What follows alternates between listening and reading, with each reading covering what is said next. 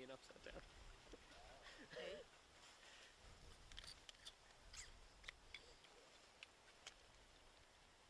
That's not the wrong way. Pause, neg, pause. Yeah. There you go. That would help.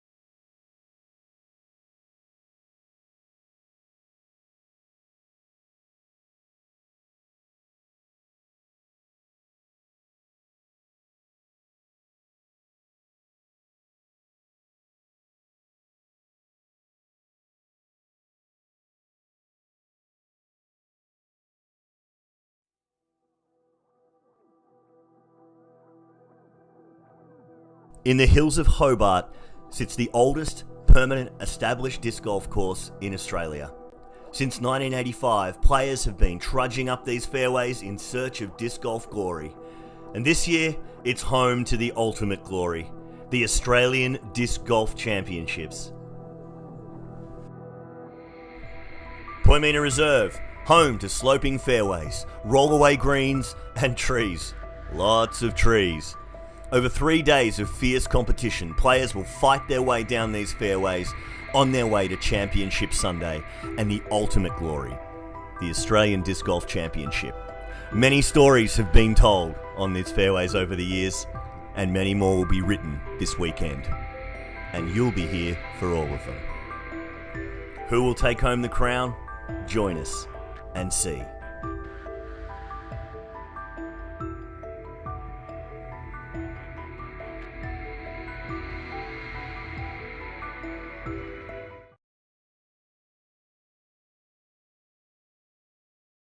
Day 3 Park Media live stream of the Australian Disc Golf Championships for 2023, sponsored by RPM. Poimina Reserve in Hobart, Tasmania. We had a big day, Matthew. Glad you could join me. How are you today? Really glad to be back, Jace. Thank you for queuing us in there. Obviously, the final round of Australia's biggest event. We've got touring American pros. We've got Australia's top quality disc golfers. I'm not sure who's nervous more now, them or us. We really want to make sure we bring you guys a quality coverage today, and in knowing that they're going to bring the quality of the game. And speaking of quality games, Luke Bain, he's Australia's highest rated disc golfer. He's looking at his 21st career win with a almost insurmountable lead. I don't want to suck the tension out of the room, but it doesn't take a fortune teller to predict what's going to happen today. I think he's going to close it out pretty easily. He just has to do what he did yesterday, shoot clean. 14 birdies. That was hot, man. 14 birdies. So I'm just going to repeat that. 14 birdies. Yeah, he just had one of those days where I think the thing I was just in awe of was, we know the direction, we know his shot selection, we know all that's going to be, right on point. But those holes where you can't even see the basket, you can see a flag, you've got a crest of the hill. His ability to get the depth perception right and have that disc slowing down and just circling up nicely and breaking into the basket. I was just in awe of it all day. I kept waiting for him to make a bad mistake or throw a bad shot, but it just didn't happen. It was just a great round. You can just tell he's had a Frisbee in his hand for probably a large portion of his life. He knows how to handle a disc. He knows how to spin it. Angle control is such a strength of his game. Add to that his power. And then for me, the putting game of Luke Bain is what separates him from second place by a lazy 10 strokes. So Did you say power before? I did say power. So when we say power, we're most likely talking about Dave Perry. The hindquarters generate a lot of power. I'll let you talk more about that, though. Yeah, look, Dave, in all honesty, didn't do a lot wrong yesterday. Hasn't done a lot wrong for the tournament. He's been pretty solid. He probably parred a few late in the back nine that he probably would have liked to have cashed and scored on. But all in all, he's been pretty solid. What have you thought about what we've seen from Dave so far? Dave Perry did what Dave Perry does. It was unfortunate that Luke Bain did what Luke Bain does at a very, very high level. I kind of feel for Dave. He's a mate of ours. He's never won a major before. So hard to believe. Very hard to believe considering he has every tool in the game. Second highest rated disc golfer in Australia, just about. If he was, he used to be, or he might still be. So, yeah, it's hard to believe he hasn't won a major. Still a young guy, though, 21, 22 years old. I'm not sure specifically, but, he's got another really, really good 10 or 15 years of disc golf ahead of him.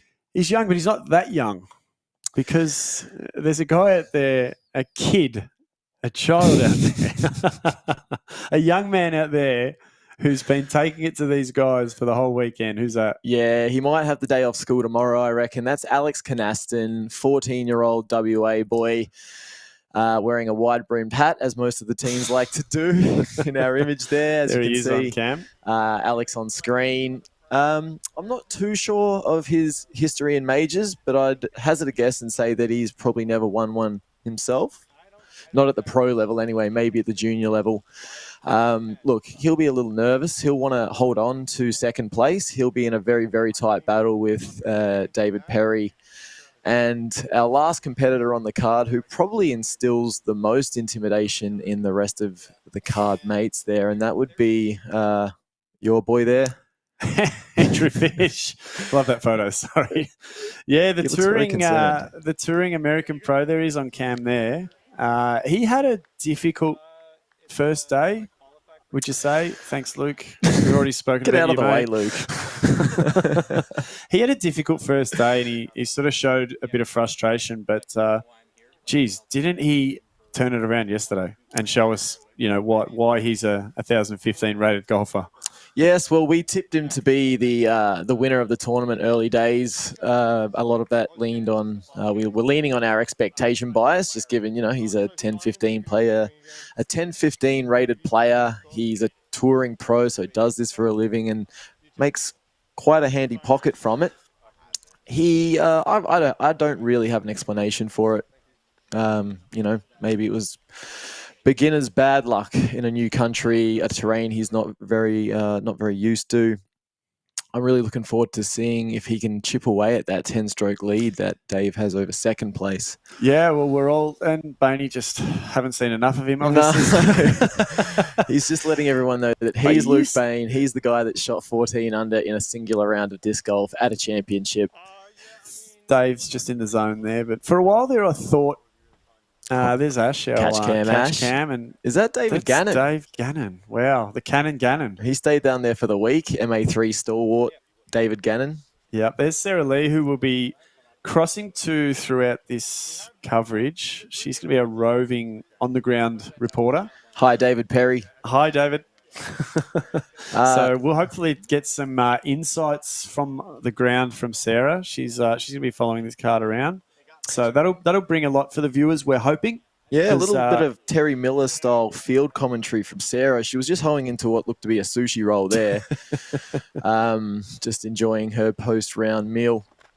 As we see the boys start to gear up, get the minds ready for the final round of the RPM Australian Disc Golf Championships. Yeah, it looks like we're ready to tee off hole one. Well, not quite. We're hoping to try and get a hole flyover, so we might switch to that now. Yeah, let's have a look at the hole.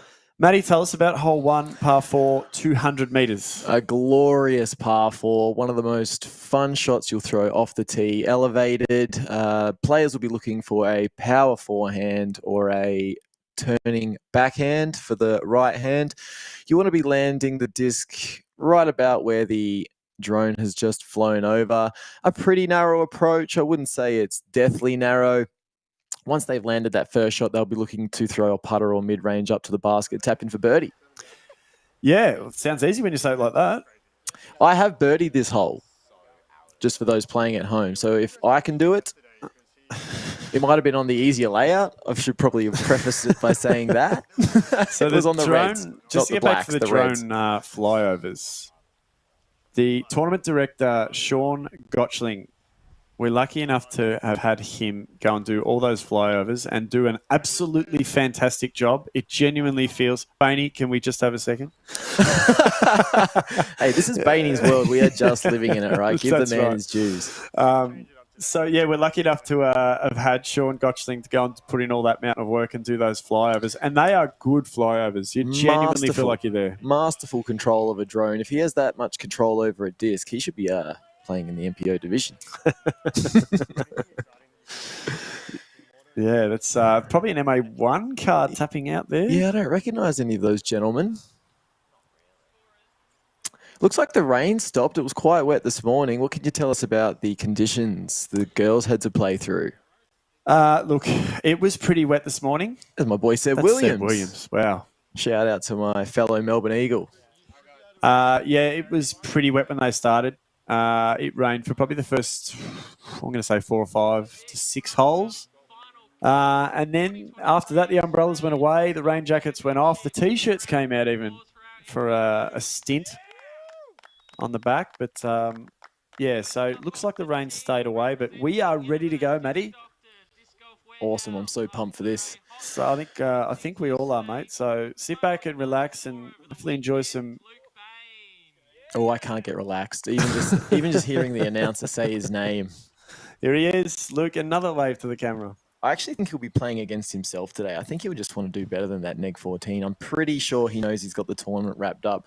Again, I don't want to take the drama out of the event, but a 10-stroke lead with 18 holes to go. Yeah, if you're a betting man, you'd be taking Luke as he launches a flat forehand. That's going to... Oh, not much ground play out there. No, he wanted a bit more skip into the center of the mouth there, but he'll have a backhand in. It's good to see Peaches has got the shorts on today. We all enjoy that a bit more, don't we? Yeah, look at those calves. A couple of baby cows there. So Dave looking to do very similar to what Luke just did, but probably trying to push a little bit further. Get a little bit of ground play. And has been referred to as Australia's most powerful forehand. He's displaying... Look at that. Every kilowatt of power there. He's in the mouth, is he? No, not quite. He's on the lip. He's on the bottom lip. Ready to enter. And we... Sorry about that, folks.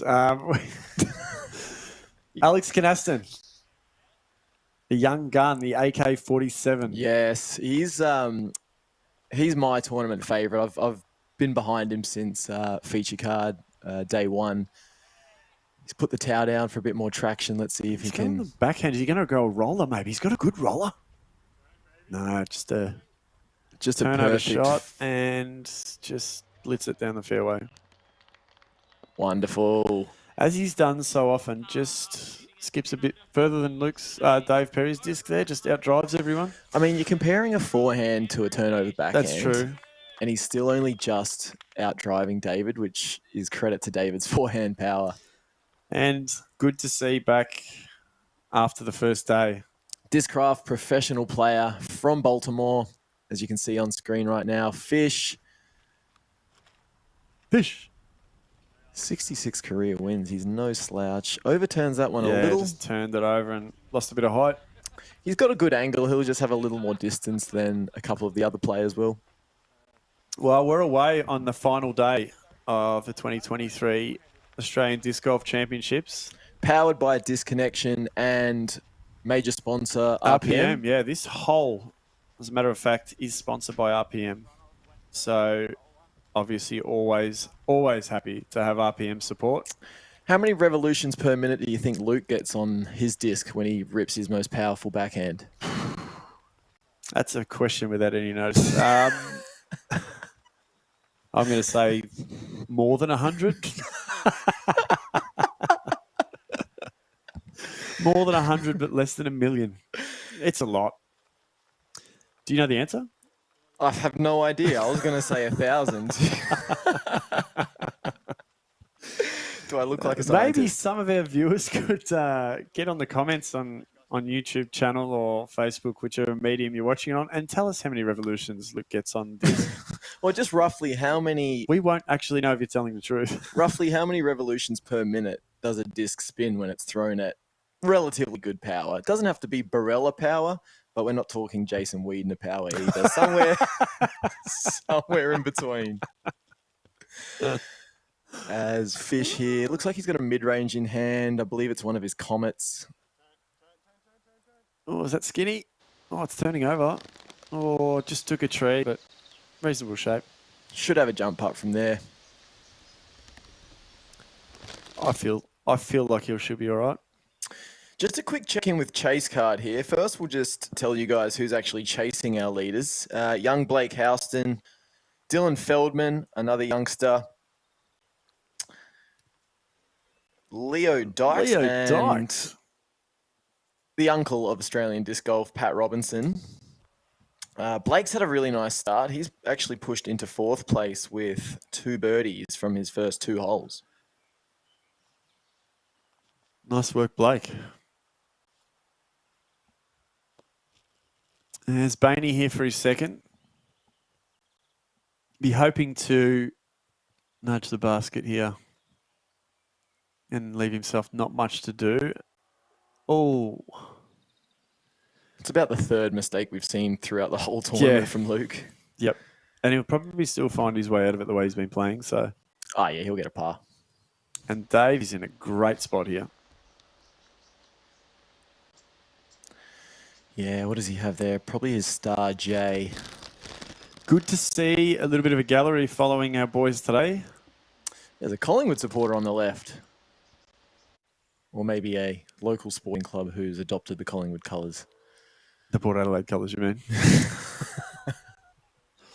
As Dave lasers it at the basket. Oh, is that alien?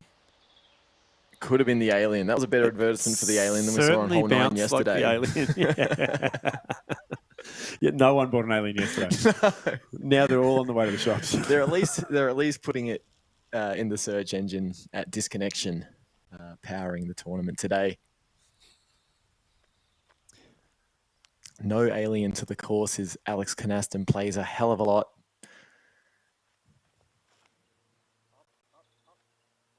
Looking for a bit of turn. Yeah, a bit early out of the hand, that one. He'll want that one back. Yeah, definitely. We can't really see how far that's gone in. I might try and get in touch with our field reporter, Sarah Lee. Are you there, Sarah Lee? Sarah, are you there? Can you tell us how far Alex's disc went into the bushes there? Hello. Yeah, Alex, he only just pushed in. There's a little opening into the shrubbery, so I think he'll have a step out from there. Wonderful. Thank you very much, Sarah. And hopefully all of our viewers could hear the informative words of Sarah Lee there. 2nd place in the FPO division, if you're just tuning in. Really, really fine tournament from Sarah. Yep. Yeah, very solid. Very solid from Sarah. She shaved a few today off Jen and was coming for more, but just needed a bit of chain luck, I suppose you call it, from the basket, and just, those ones that are 50-50s. She definitely didn't die wondering, and you could tell that she kept Jen on her toes. At least definitely. She forced Jen to play. And that's what she does. She's a competitor, Class 1 competitor, Sarah, and you always know what you're going to get. Bainey just... Ooh. I think we saw that really funky overhand shot from Alex from this position try and blast yesterday. Through here. He's going to get those RPMs up, I bet. I'll tell you what, he's done it.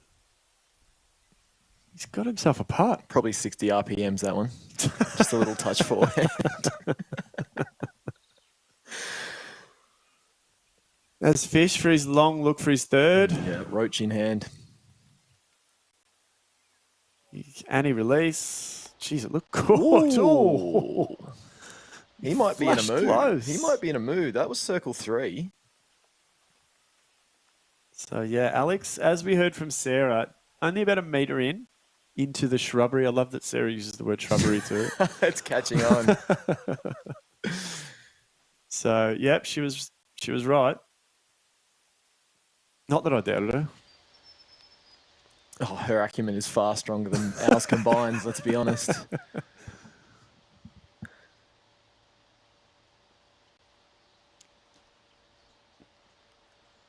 Alex.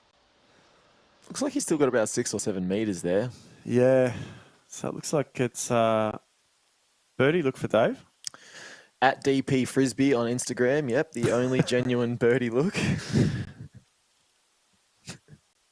Give him a follow. And look, Yeah, if you looking, need lessons. if you're looking to improve your game, well, you're the lucky holder of a David Perry lessons gift voucher. I am. They are available. We can talk more about that later as he lines up his birdie putt here. Just hangs it out a bit wide. Not fully committed, would you say? No, and I almost feel like he needed to make that to at least put some modicum of doubt in Luke's mind. Luke now for his par putt.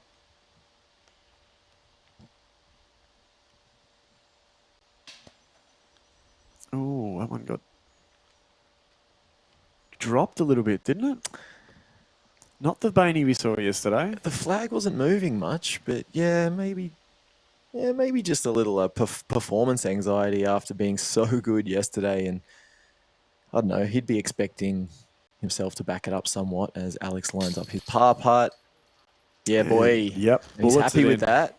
He gave the double downward fist. I think he appreciated the catch of the Thank chains you there. to the basket too. RPM basket. That is. Yeah. Good harmonising from you and I there. I'll call it harmony. Sounds like the bass end of a horn section.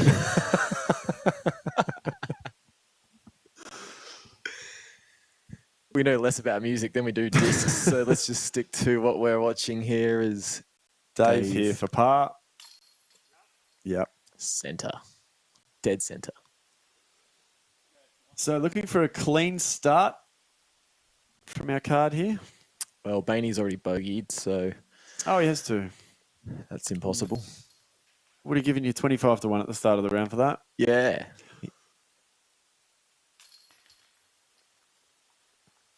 Yeah, so 3 pars and a bogey to our leader to finish off hole 1.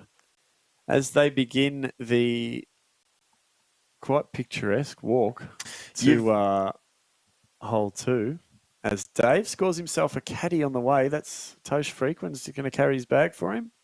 Good on you, Tosh. We will just jump to a short break, and we'll see you after the break for hole 2. Disconnection is about supporting Australian players, seasoned and up and coming.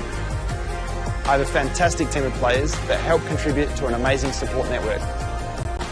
Outside of our online and physical store, you'll also see us supporting events such as the Perth Open. Disconnection, connecting you with discs. Hole 2, what have we got here, Jace? A par 5 up a ridiculous hill, 207 metres. So around the Mando pole, which takes a bit of shot shaping. Positioning's not that important out here, although it is flatter up to the right, but you do pinch off a bit of distance. It's just about getting up this hill, Matty, and then being in a spot to be able to, attack this opening for this basket. Interesting fact about the last hole. If I was to say to you that was Luke Bain's first bogey for the tournament, would you believe me? I would absolutely believe you. He shot a 14 under yesterday. Okay, so it's not that unbelievable. But I mean, it's an unbelievable feat. these are the stats coming through from our statistician we've got on site in the combox today, Dean Feely. He's just Mean passed me Dean that one. He's Feely. taken him one hole, and he's passed me an absolute gem, which you've downplayed straight away. That's called commentary Don't chemistry. worry. You haven't done much for Dean's confidence, but I'm patting him on the back now, and I'm just telling him, just keep going, mate. You're doing a good jop. You know I appreciate you, Dean, and you'll hear his voice very, very soon. He's going to bring some much-needed sensibility to this coverage. Many would argue. And Many a would brain. argue. So, yeah, hold two. Let's just do a quick. I was keeping an eye on a very close eye on the MA1 scores because There's only one man that I want to... there's one man that we're all watching, and I don't want to put too much pressure on him, even though he's probably not listening to the broadcast. But No, he'll be. His mind will be fixed on the game right now. He's one through of 16. everyone's favourites, MA1 stalwart, disc golf stalwart, and host of Melbourne's 5th most popular disc golf podcast, The Throwers, Alan Brunsting. Leading He's MA1. currently leading MA1 by a shot through 16. He's 7 down for the event. He's 5 down today, and he's just taken a birdie on 17. So he is now, I'm not sure how many shots in front, hasn't updated yet, but I'm sure everyone in the disc golf community wants to see Alan Brunsting win a national championship. At least everyone in the Melbourne disc golf community, probably not the Geelong disc golf community. Probably not Geelong. But, mate, I just think he's one of everyone's favourites. Yeah, I think I can predict the title of the next Throwers podcast. Something to the The effect champ of, is here. Yeah, Mohawk Mania. Yeah, they might get a few subs might jump off, including myself after if he does win today, because there's going to be 3 episodes on this. Yeah, I wonder if Chris Ronalds is going to be able to bear the conversation. But anyway, let's not talk about it too much because I don't want to put a commentator's curse on it or jinx it or anything like that. But he's got one hole to go, folks, and he's got one shot on second place. So it's a tight tussle and it could go to a playoff. But let's watch Dave Perry tee off anyway. Yeah, let's get back to the real stuff. MA1 is fun and all that, but these guys are playing for the big bucks, aren't they? They certainly are. As David has Destroyer in hand here, he'll be going a backhand turnover.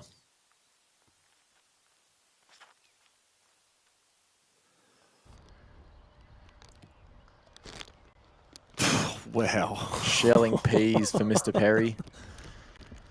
That is 2 of my shots. Easy. Have you ever shelled a pea? Is it that easy? I haven't shelled a pea, Matthew. No.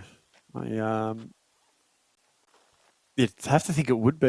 Have you shelled a pea? I've never shelled a pea. That's why I'm asking you. Yeah, there you go. So Alex pushes close to the tree, but a lot of turn on that disc.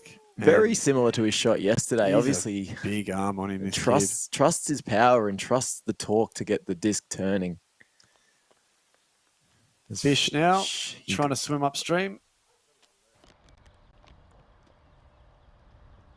He got some distance on that, didn't he? Don't think he got the shot angle quite right, but it just keeps going. For a throw that didn't fully pan out, that went a long way.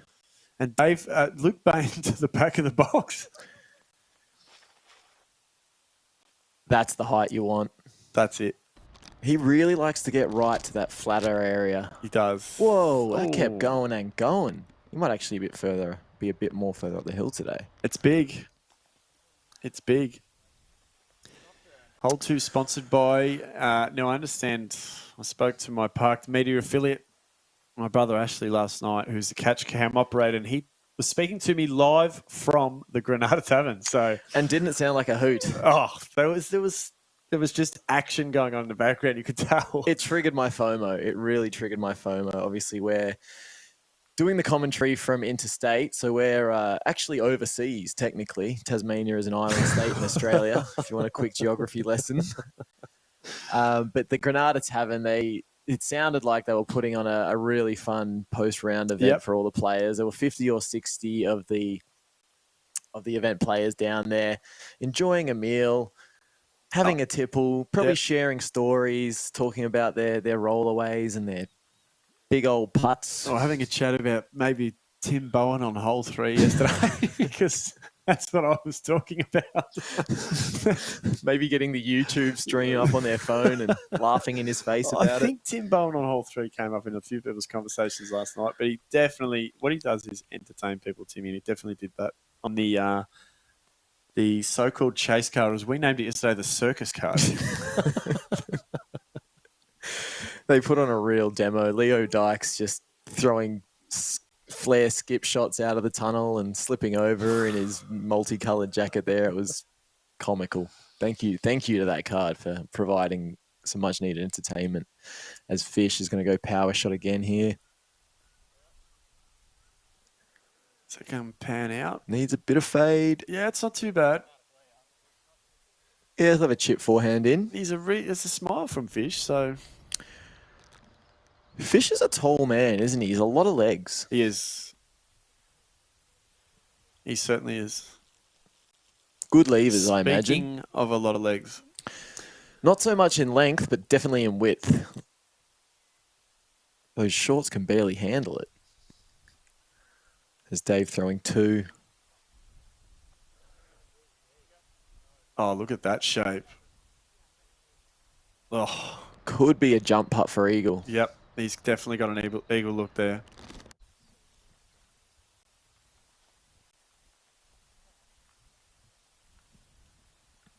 Tosh must be keen to do another lap. Yeah, especially after the day she had yesterday in the rain with. Yeah, credit to you, Tosh. Caddy. Yeah, good on you, Tosh. And no Saxby. Let's not give him any more airtime. He doesn't deserve it. There's Bainey now with a turnover. They're going for distance, these guys. Yeah, he had the nose up nicely there, just demonstrating his elite angle control. I need to find a synonym for the term angle control. I feel like I say it a lot. Got anything for me? Pitch. His pitch? His pitch. Isn't that a singing? No, pitch. It's like a plane uses that. Pitch and roll. Like an aeroplane? Yeah, no, like a desert plane. Of course, an aeroplane. Like an aeroplane. As Alex pushes up to the mouth of that gap. A plane is also a tool for like shaving down wood. He's back on the tools. We better get off that. I'm just going to check with Sarah. Sarah, how far are the boys there from edge of circle? Who's the closest?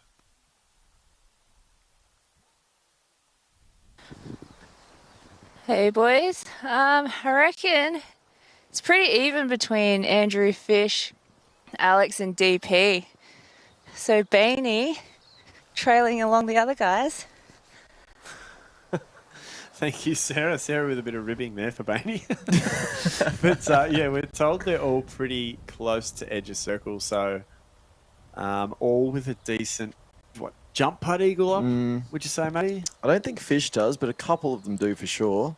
David especially. As you see them trudging up that hill. Sarah, could I just ask you one more question? Yeah, go for it. Just how difficult is it to drag yourself up that hill? You're obviously talking to us right now and doing the walk. Is that hard? Oh mate, I've been getting out here early so I can chill out for a bit. But these guys have got to step up and then throw. But yeah, it's a pretty rough walk. But glad it's only a hole 2, so we get it out early. Yeah, we saw you at the top of the hole there. Thanks for the feedback. No, David doesn't have a jump putt. Oh, pins it. Believe he drew medal there. Got a feel for Sarah out there, not only walking up those hills and walking another round for the day, but having to listen to us do boneheads the entire time. And having must be tough. I hope she's got a mute button. Fish with his third here, looking to card the easy birdie. Ooh, that's a little perfect. A little perfect. A little perfect. That's what you're going to say. I was confusing. Great shot from Fish. Confused my bearings. Definitely looking a lot more measured than the other day, isn't he? It's not a really challenging approach for these guys, is it?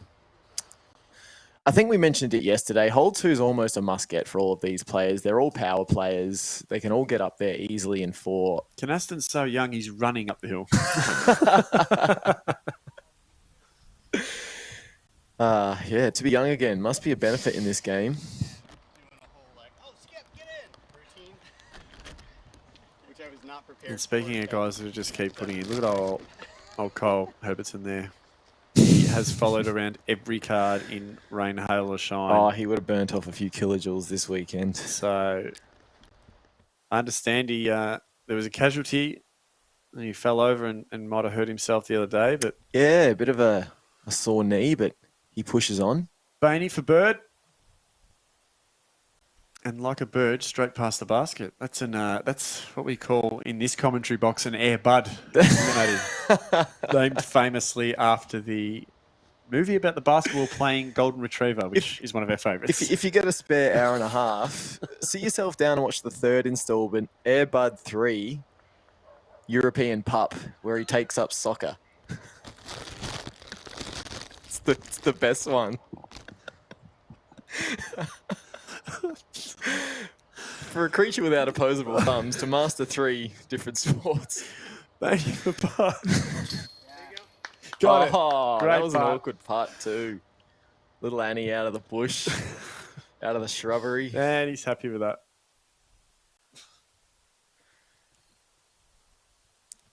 Airbud disc golf film?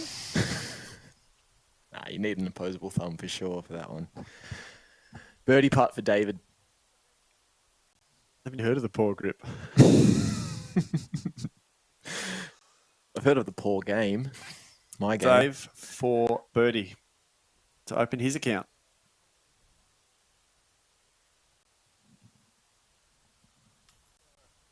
Oh. I'm not going to say it. He just missed all the chains. Yep. Speaking of Air Bud. I said I didn't want to say it. Sorry. Weren't planning on him giving us that one.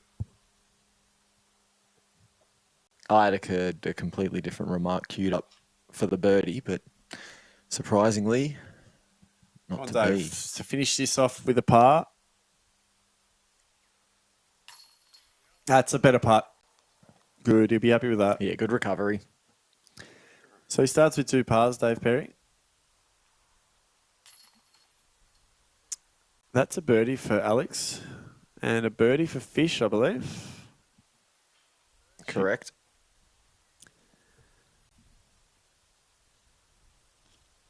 So, yeah, just Bainey and Dave Perry just not capitalising on that hole, but we're off to the often eventful hole 3 now, Matty. So we might take a quick break for this one because we need all the energy we can get. See you soon.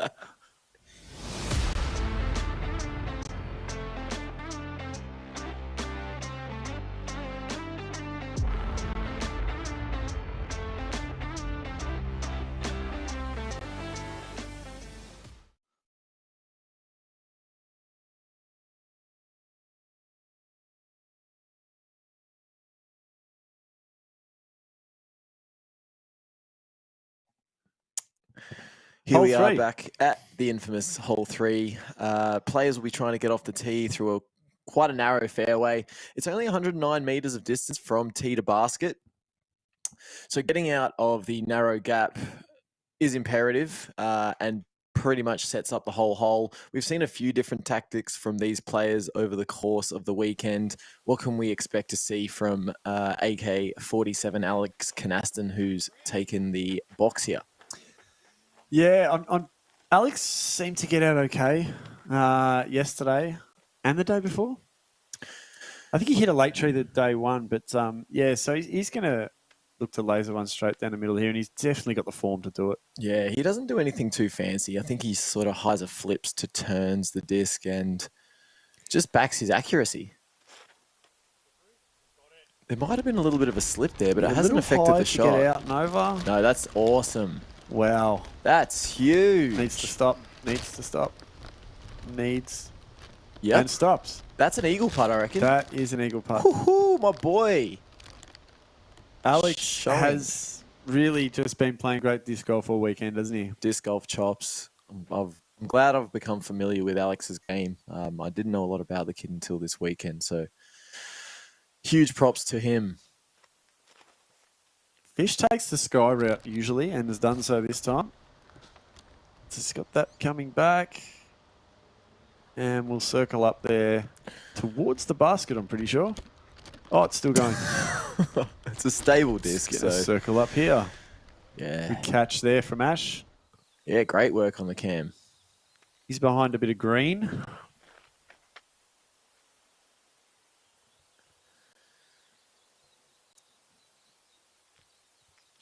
Let's see which Dave's looks like he's going high as well.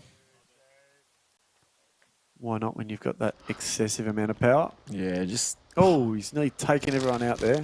rips the destroyer out of there. And he's out. And he's high on the hill. Bainey's still at the back of the box. Back of the box Bane. Such a rarity.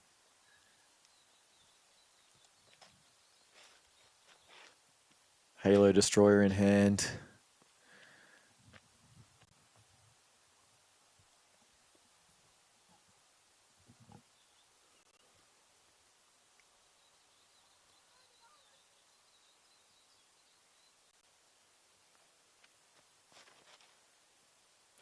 Bainey goes high.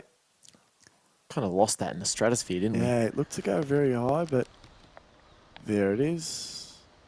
Just exactly where you want to be, really, isn't it? Yeah, nice looking disc too. Halo plastic. Yeah. Thanks for that, Ash.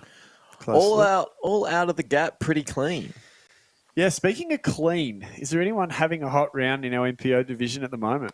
Pushing up into third place, Alex Canaston's best mate, Blake Houston. He actually went 4 from 4 from the first 4 holes. Yep.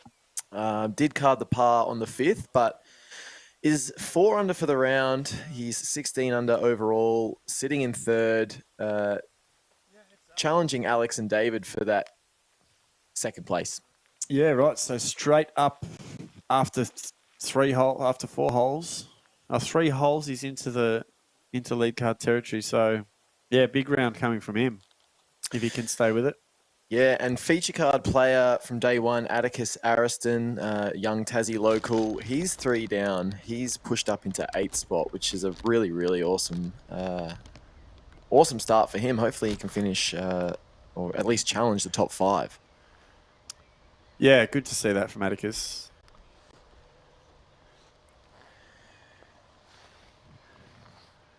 Alex has no The idea. lesser known Jackson Sullivan, Alex has 998 rated player. Lesser known by us.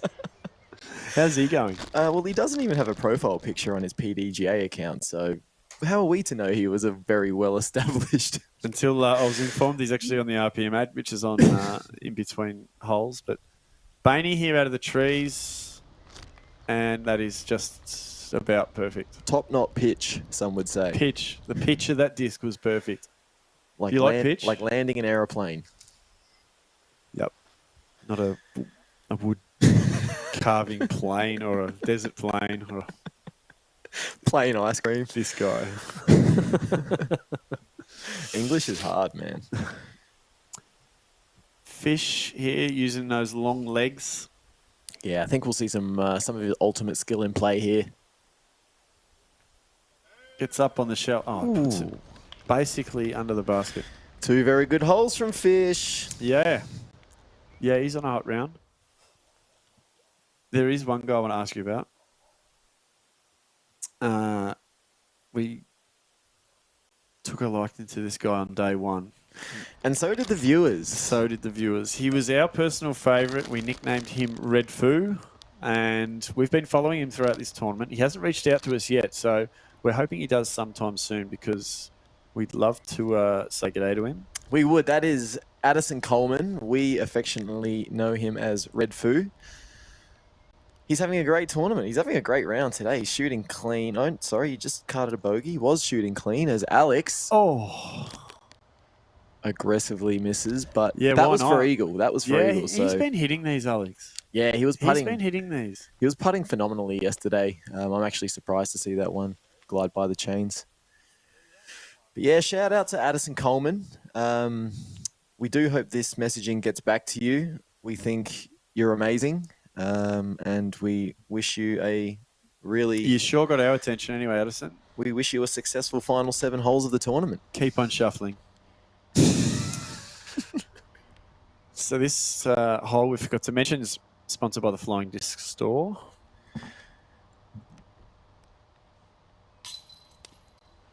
Oh, he's missed another, Alex. And that won't be the easiest of comebacks either.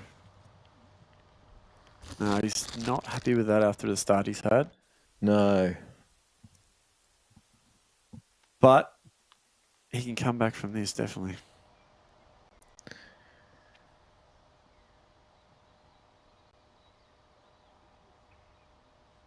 Bit of a tailwind. We want to get this one high. Yeah. Glad to see that go in.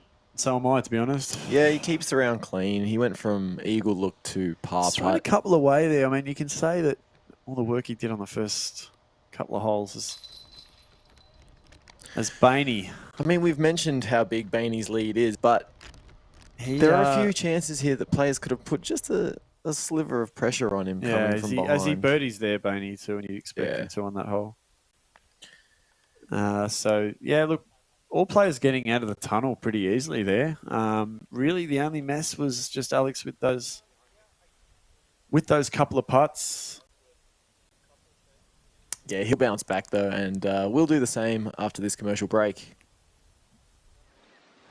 Hey, my name's Reece Valios and I'm the founder of Disconnection. So I've been playing disc golf for about 10 years and the sport's done so much for me, and Disconnection is a way of me trying to grow the sport here in Australia. Our primary focus is keeping disc golf sales local, and this was the original reason for me creating Disconnection. Our goal is to grow and stock as many discs as possible so that players can buy them locally. Disconnection, connecting you with discs.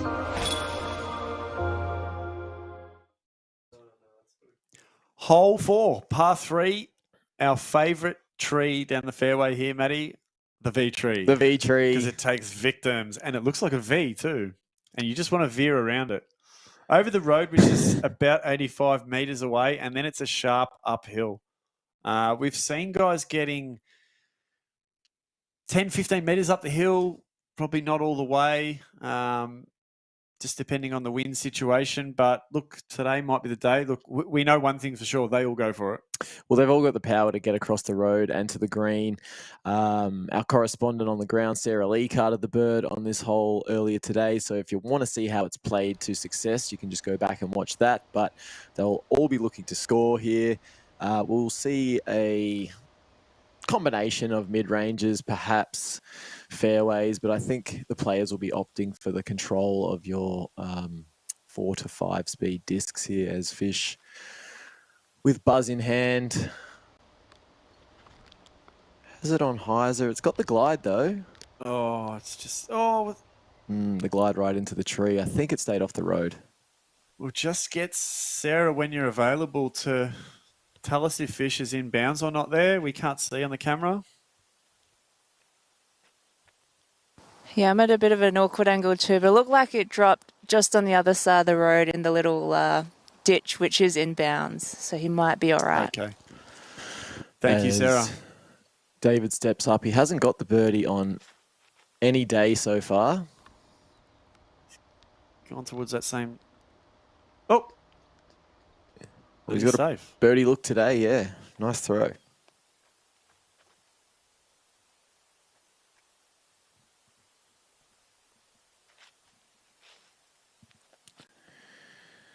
There's Bainey getting up to the box. He's going MD3. Finishes on a knee. And drops him down on... the V-Tree's brother. Yeah. Or sister. V-Tree getting the support of his friends down there. It's important in disc golf, isn't it? And there's no more supportive community than the Australian disc golf community, as Alex yanks a little on that. Yanks a lot on that. Yeah, I think that last bogey's rattled him a bit, hasn't it? It might have been a bit of a slip again. He does plant that front foot with a lot of force. Yeah, I noticed he's been putting the towel down. Not sure if it's just this course where he's having the trouble. No doubt those new concrete tee pads are a bit slippery and muddy from all the play they've had in the last couple of weeks. And look, yesterday and today wouldn't have helped with the weather situation. So they're playing late in the day too. So there's people just dragging mud onto those tee pads all throughout the day. Mm-hmm. Yeah, he's got a pretty challenging upshot now.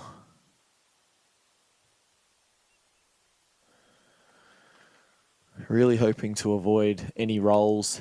And speaking of rolls, whole sponsor, Cripps Bakery, big spike hyzer from Alex Canaston. Oh, yes. Whoop. Oh, don't. I've done it. Don't. Oh, lucky for that log. That was going. That was going. That was going to the road. I should have mentioned the rolls. But if you do hear rolls, you should think Cripps Bakery. Amazing. You shouldn't think anything else. No. Cripps Bakery. Interesting. That's the first. Today in the morning in the FPO and today in the MPO is the first real evidence we've seen of rollerways. We haven't had many. We've had a couple, but 2 or 3 in the MPO. So it's interesting that they're coming on the last day. Yeah, maybe probability is balancing out. Maybe they're gonna make sort up, of rescue the averages. Sort of thing. The laws of probability just correcting themselves as Bainey with an ultimate flick, just fading out, and he sits down. It's all good.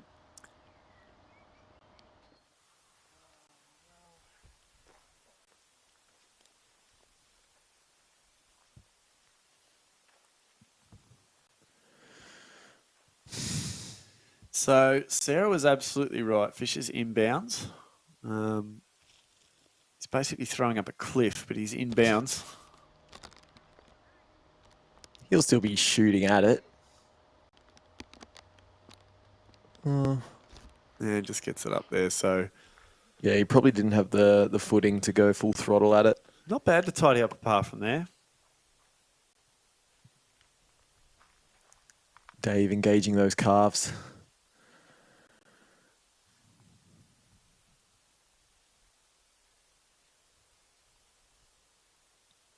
I can tell you from experience, there are no restful moments of transport on this course.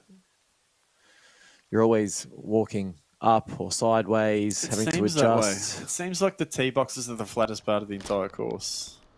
It's a lot. Oh.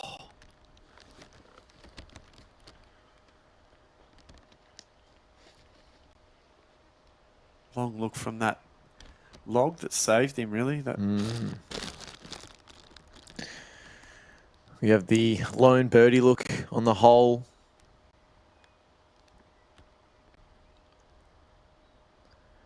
Perry with link in hand.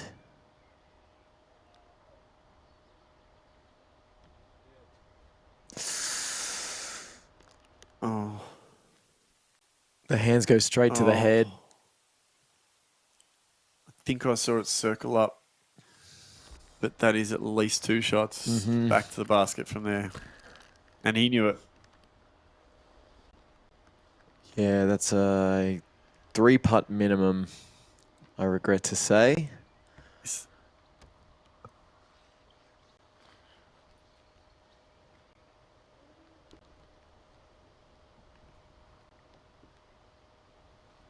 Could be.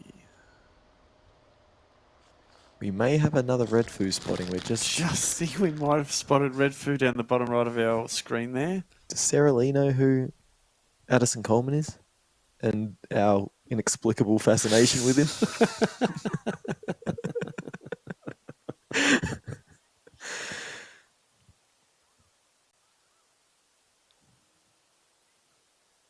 No, it can't be him. He'll still be playing.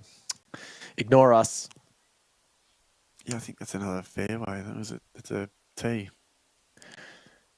Oh. Yeah, Dave can't even putt here. Oh, he's out. The A-Lane again.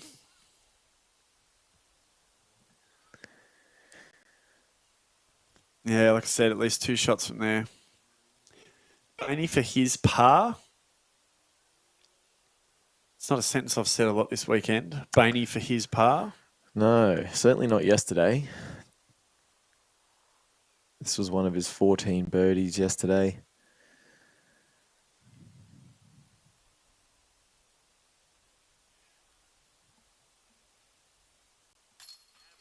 Oh, that's more like it. Yeah, that's the Luke Bain we know. Cashes his par, sorry. And Dave to bogey up.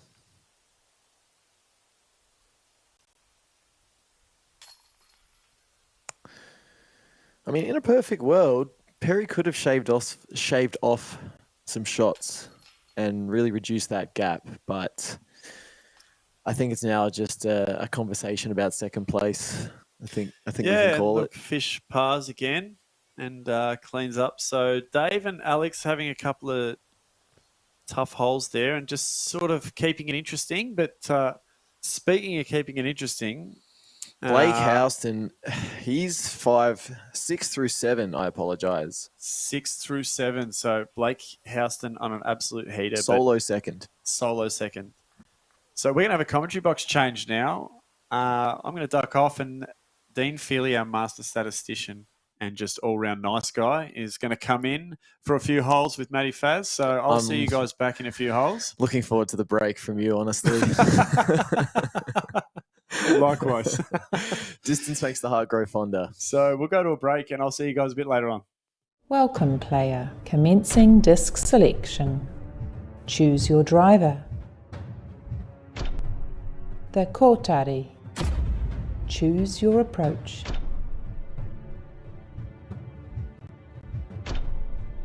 The Kia. Choose your putter. The Tui. Selection complete. All right, hole 5. I'm going to welcome Dean Feely to the booth. What have we got here, Dean? Well, it's a par 3, 106 meters, sponsored by the Glenorchy City Council. Double mando through the trees on the left, power pole on the right. Well, that doesn't seem to factor into these guys sort of at MPO level. But yeah, it's playing basically 2 par or under par. So it should be a pretty easy birdie look for these guys. Agreed. And that was our viewers' first look at Dean. So give everyone, I hope everyone viewing gives Dean a big Parked Media welcome. Fish here, he'll most likely have force in hand. Backhand turnover is what we're expecting to see. Yeah, nice hyzer flip. Doesn't get the distance he would have been after, but should be a safe par. No, definitely.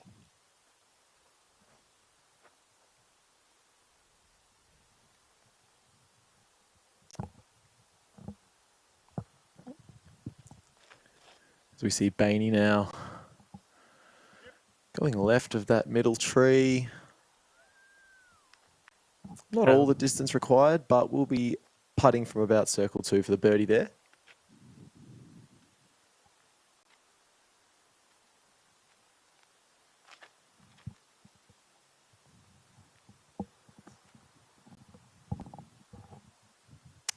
Dave now opts for the T-bird off of this tee.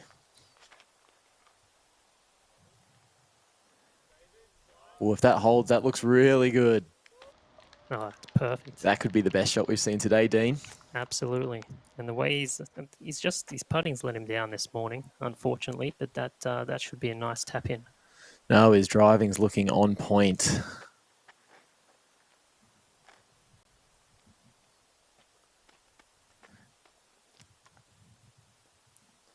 And Alex looking to bounce back from the bogey here.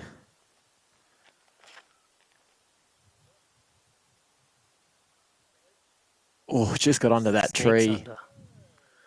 Yeah, very nice. Yeah, so 3 out of the 4 players not getting the distance required for a a probable birdie look, but David will be very happy with his drive, no doubt about that.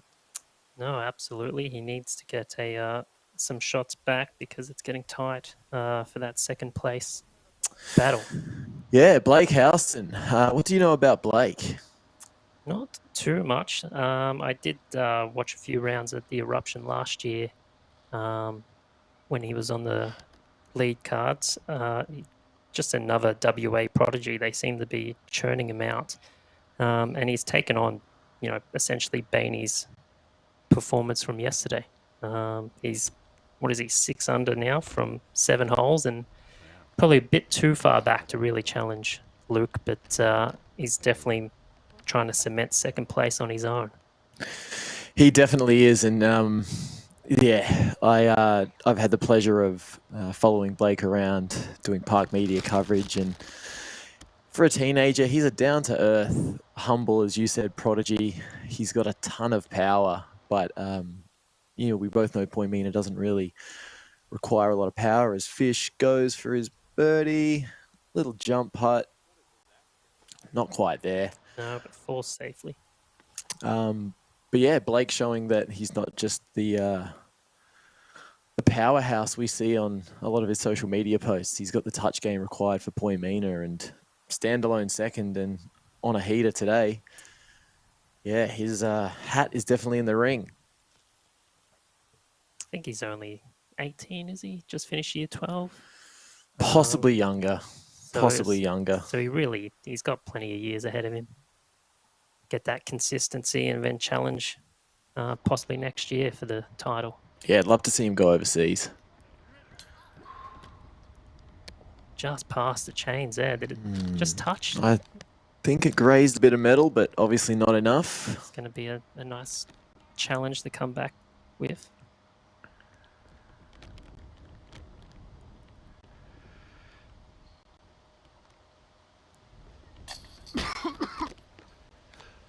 Ooh.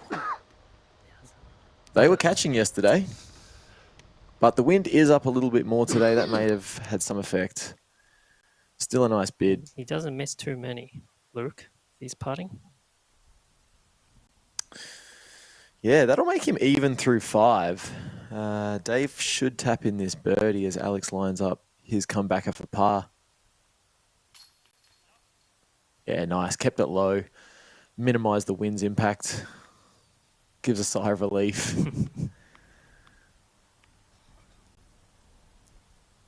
It's Fish for par.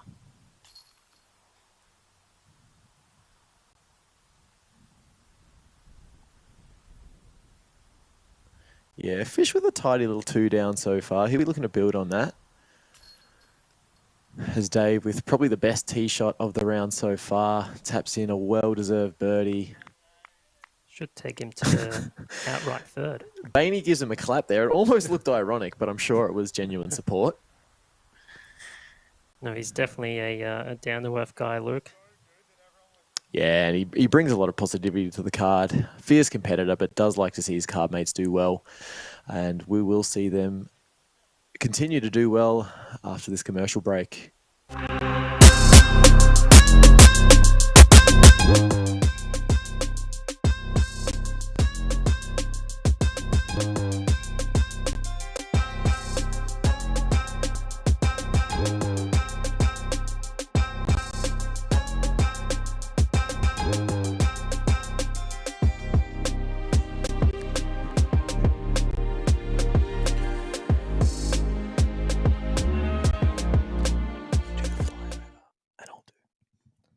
Hole 6, par 3, 112 meters, sponsored by Disc Golf Warehouse. Got some OB on the right side of the gravel road, but that won't, again, really come into contention. Nice downhill approach into the basket. And it's a little bit of a special hole, this one. Yeah, a really nice feature on hole 6. The course designers have put in place a plaque that is dedicated to the late Ian Smith, a beloved member of the Hobart disc golf community, who sadly passed away at the age of 33 from cancer. And there's a great shot of the plaque there, thanks to the Park Media boys getting that one on for us. Each year they hold in Hobart the Ian Smith Memorial, which is held in his honour, and all the funds raised for that goes to growing the sport of disc golf amongst juniors in Hobart. Really nice touch, just exemplifies the community and what disc golf does for Hobart. We're going to see most of the players take the Heiser line, which is called the Ian Smith line, as that was the line he used to take. Most people without that sort of power usually go up the middle. So the Ian Smith line goes directly over the plaque that you can see in shot there, and it's just special. It's a tragedy what happened, and to honour his memory in this way is something I admire from the Hobart disc golf community. No, absolutely, and it's definitely one tournament. If you need to, if you're coming down the Tassie to play, definitely find yourself registering for the Ian Smith Memorial. As we see Dave just giving the fingers a little lick. Hope you're sanitised, Dave.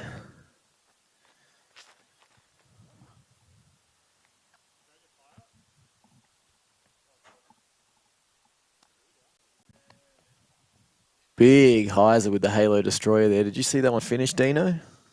I didn't. It's just over that crest. Maybe Sarah can tell us where that ended up. Yeah. Have we got you there, Sarah? Yeah, we've just lost our catch. But Just cutting out a bit, Sarah. Unfortunately, that's all right.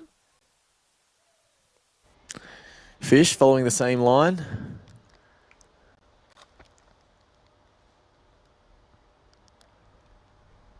Okay, so that one faded a little early. Got the Guardian tree in front of him. Yeah, he'll probably be laying that one up for par. This has been playing pretty much to par the first 2 days.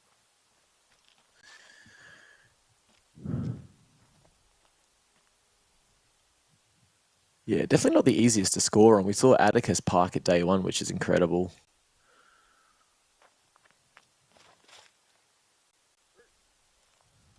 There's Bainey with that signature form.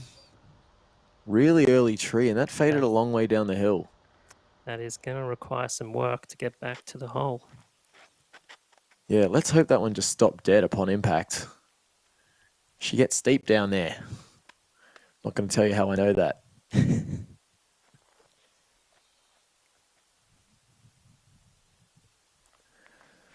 There's the AK-47.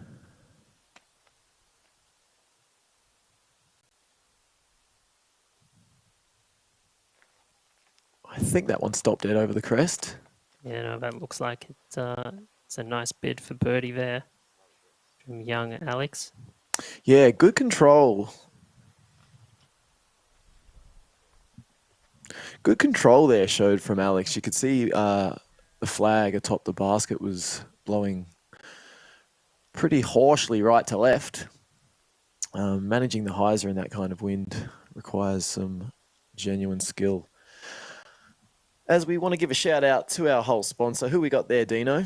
We have Disc Golf Warehouse. They WA company, Matty. Sponsor of Luke Bain as well, our leader. Yeah, I've never been to the physical warehouse itself, but told the very boring story about me buying my first bag from Disc Golf Warehouse yesterday, and the experience was fantastic, so I won't delve too much into it again today. I think I've pretty much bought a disc from every single company out there. That's good. You share the love. You don't want to show any bias. There's Luke. Yeah, Luke pitching up with the forehand here for to get a par putt. Gone flex, but it's just turned over a little. It's going to be a bit of a challenge. Yeah, it'll be interesting to see if he lays up or goes for that one.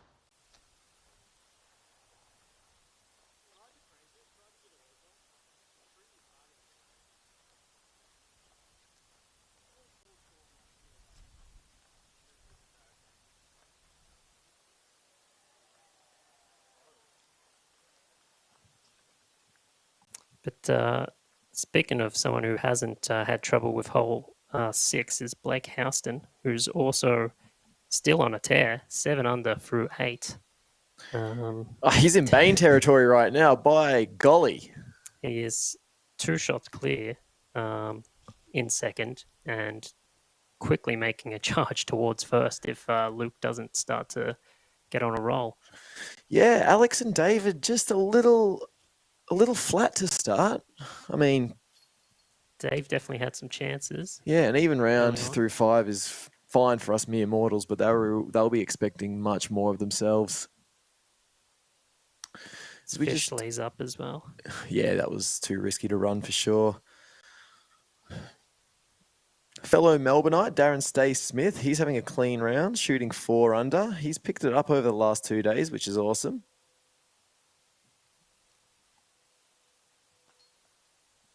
Yeah, just as you predicted, laying up. So we'll take the bogey, Luke.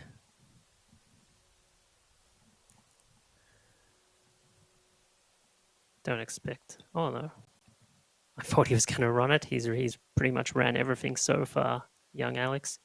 Yeah, just displaying some maturity there. But yeah, no, take the shot that Luke is giving you. Yeah, I mean, there's some difference in prize money between second and third. And we all know these players are going to be fighting tooth and nail to get that second spot. As Luke taps in a bogey. I'm predicting he's going to turn it on soon. 2 bogeys. Unlike him, he's 1 over. He'll hate to see that additional on the PDJ app right now. Oh, absolutely. And yeah, it's very unlike him and his caliber. He will turn it on, you expect. Yeah, hole 7 coming in after the next break. We'll see you then.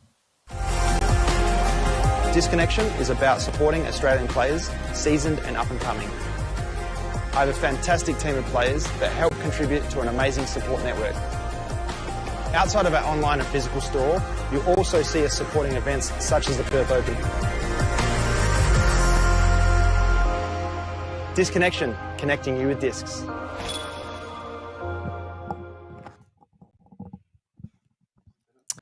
All right, here we go for hole 7. It's a par 4, a very gettable par 4 for players of this power.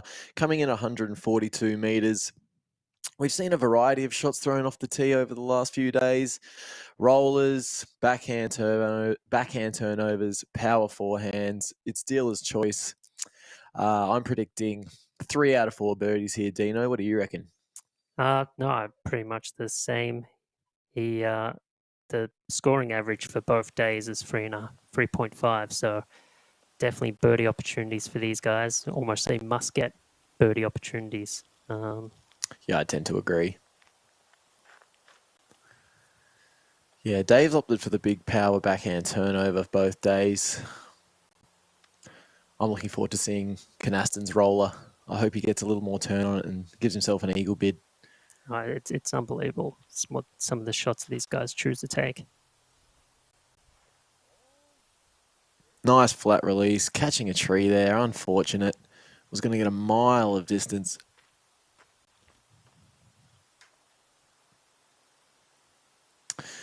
We just got word that our catch cam is having an issue or two, so we'll be without him for the short term. As we see Fish step up. He has nuke in hand, looking to nuke one here. He's got that down. Ooh, someone liked it, and he gave a little fist pump there. Could be a genuine eagle look. Could be. Sarah, how's it? Can you see where that landed for us while catch cam's not working?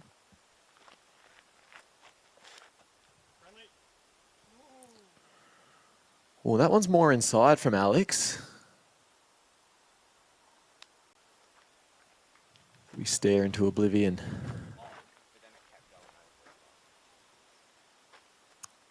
Have you got anything left to say about our sponsor that you haven't already said over the first 2 days?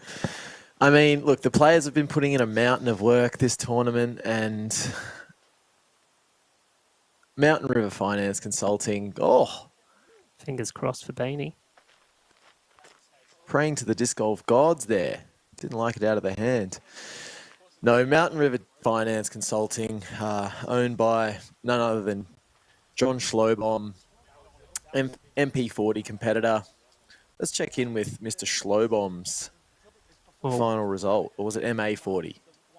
While you check in on that score, we have an ace alert. Darren Stace Smith. You're kidding. Has aced hole 13.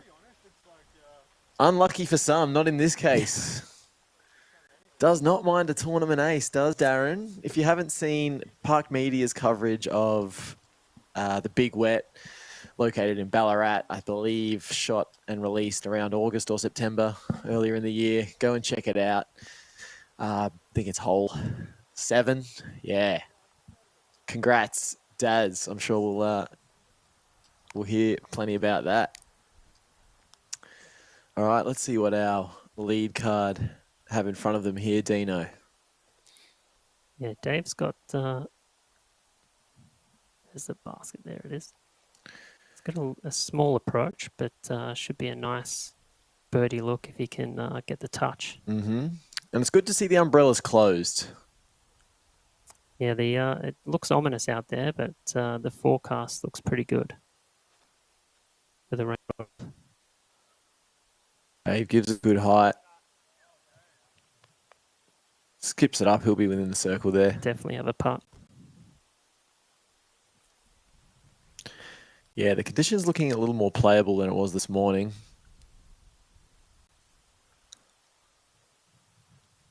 As you can see, Bainey didn't throw the ideal drive, but still very much in a scoring position. Yeah, there's a few windows there he can navigate.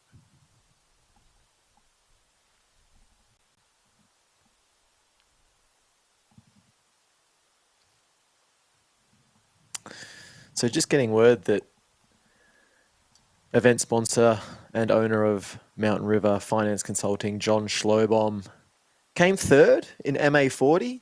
Didn't shoot a birdie today, but podium, nothing to sneeze at. Congrats, John. Oh, fantastic, John. Sure you'll be back on the spreadsheets tomorrow.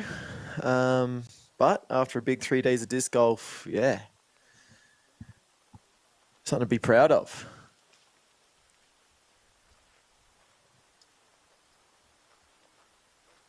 As one of our local correspondents and MPO player, Oliver Mundy Castle, he's just coming in with a 4 under and he's birdied the last 4 holes he's played.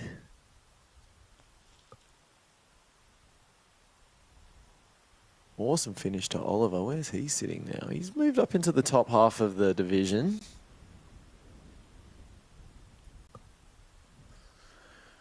This is where the fist pump landed, the birdie. Whew. No wonder. This is an eagle putt. Ah, the wind just pushed it down.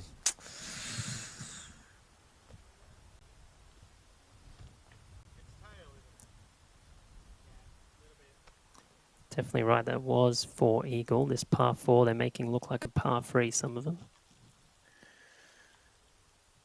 Well, I imagine all 4 players on this card have at least 150 metres at max distances. Oh, just bounces off the tray. Circle 2 putt. We weren't expecting him to make it for sure. Gave it a good bid. As we said, there's a lot more wind to contend with today. That flag's just moving at the rate of knots.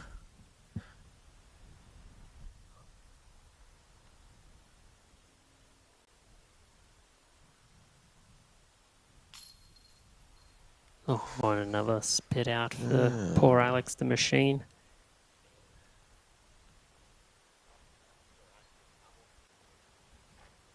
Is that basket tilted or is it just the angle we're looking at it at? I'm pretty sure it's just the angle of the hill. There was a few, I was tuning in the first 2 days and it looked like somewhere on extreme angles. Yeah, no, I think they corrected the angle of the camera there as DP taps in for his birdie.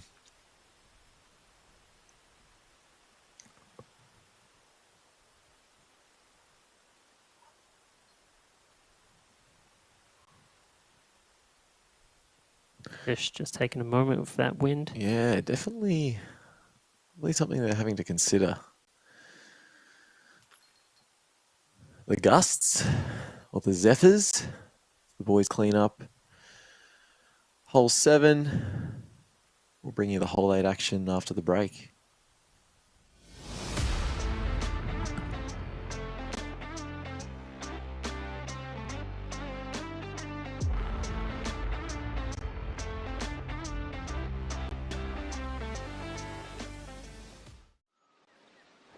Hey, my name's Reese Valios and I'm the founder of Disconnection.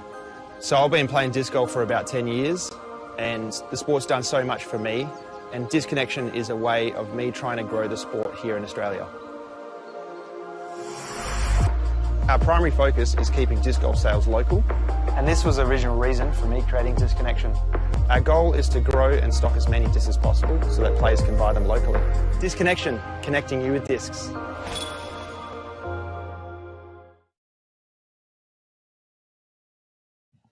Hole 8, par 4, 140 metres. This is the easiest hole for this MPO field.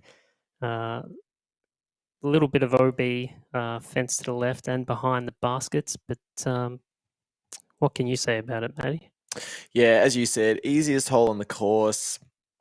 The players will be choosing whichever shot they feel most comfortable with off the tee. It's pretty open. There are a few trees to navigate. Once they land their tee shot, it's mostly a chip forehand or backhand, depending on the angle for them. We've seen the chains shaken, well, in yesterday's round only, but maybe Fish will get around it today if they card the star frame. Yeah, you expect that experience from Fish, having that US Tour experience to, card a few more birdies now that he knows what to expect at Poimina. Very much so. What else can we say about the scores at MPO? Yeah, just looking down the list, David has jostled back into second place. Blake's taken a recent bogey. So, and look, it's sport. Strange things happen. David's only 6 shots behind Luke. Absolutely. I'd sort of stop paying attention, but 6 shots on a course like this, you never know. Nope, I would have said Luke had one hand on the trophy, but he definitely hasn't quite got both of them cemented on just yet.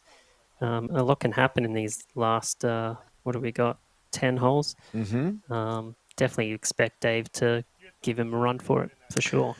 Yeah, as we see the players fueling up there. Maybe a finger bun from Cripps Bakery, I don't know. Probably something healthier, given these guys are professional athletes. I don't see any John Daly's around. Maybe MA2.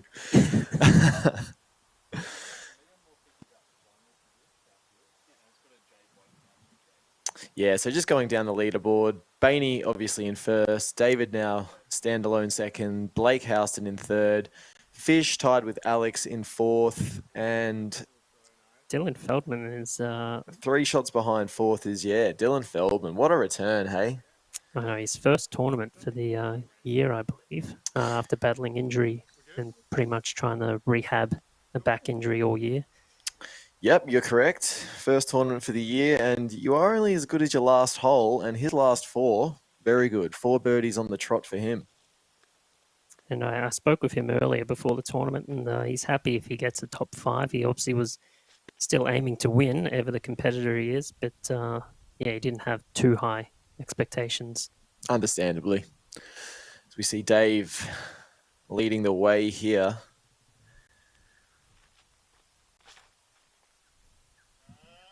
Big star destroyer, probably a little left, but again, the hole's short. He'll have a backhand in. I still expect to see a birdie carded from Perry. Yeah, only 140 meters. There's not too much trouble around. As long as you get up most of that hill, you should be fine.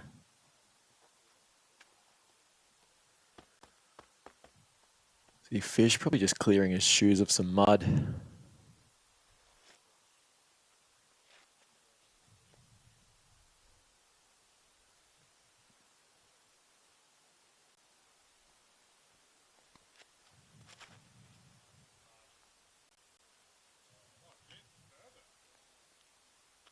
Perfectly straight. Nice.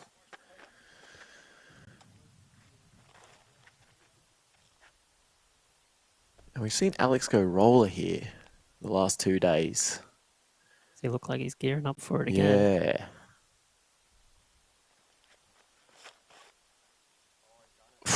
Man, there's some arm speed in that throw. Oh, this looks like it's put on a great angle. Oh, yeah, there's a jump up from that tree. Great shot. Back of the box again, Luke Bain.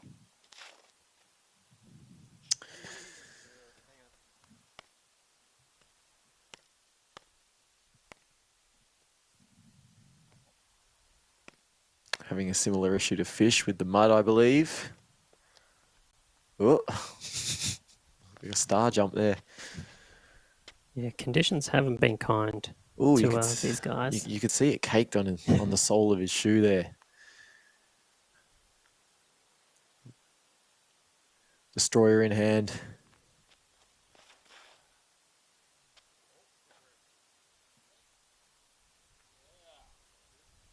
Yeah, nicely controlled power shot. He's over that path, but he'll still have a forehand in there. Shouldn't be a hassle. No, all good shots by our lead cards so far. Yeah, how did the boys score on this one? I'm pretty sure they all got a birdie yesterday. I'm just going to double check that. And they did. It's definitely one of the easy ones. It's sort of like if you're in MPO, it's the one you want to get. Otherwise, you're very likely losing a shot to the field. Whole sponsors, you'll be very familiar with them by this point. Clennett's Mitre 10. For any of those odd jobs around the house, Clennett's Mitre 10. Check them out.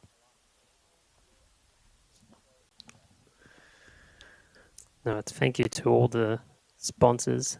No event like this gets the sort of attention it deserves without everyone chipping in and providing their hard-earned so we can put on events like this for you.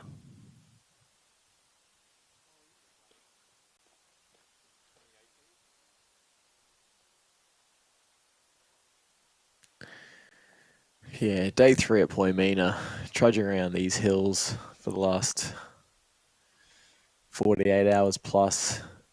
The boys would be starting to feel it, despite the elite conditioning I'm sure they all have. No, but it definitely does take a toll, especially in these conditions. They were probably wishing that they had more Friday, sunny, no wind. Yeah, I hope they didn't take those conditions for granted. Dave looks like he's chipping in the forehand. Still having some issues with the catch cam, so we apologise to the viewers. We are working, getting that back online as soon as possible. Kyle having to work overtime as Bainey pushes that one probably a little more left than he would have liked. A little left. He'll have a circle's edge putt there.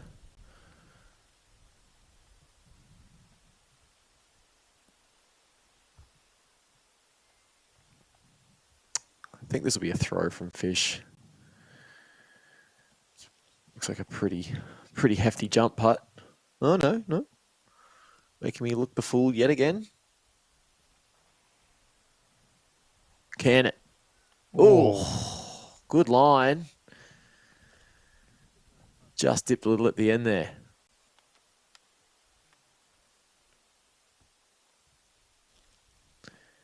Come on, Alex. Fire a shot here.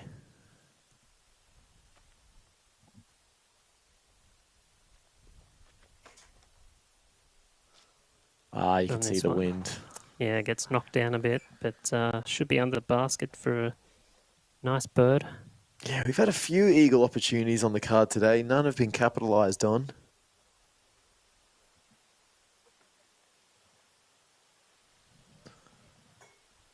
Okay, Bainey's got about 7 metres to deal with here.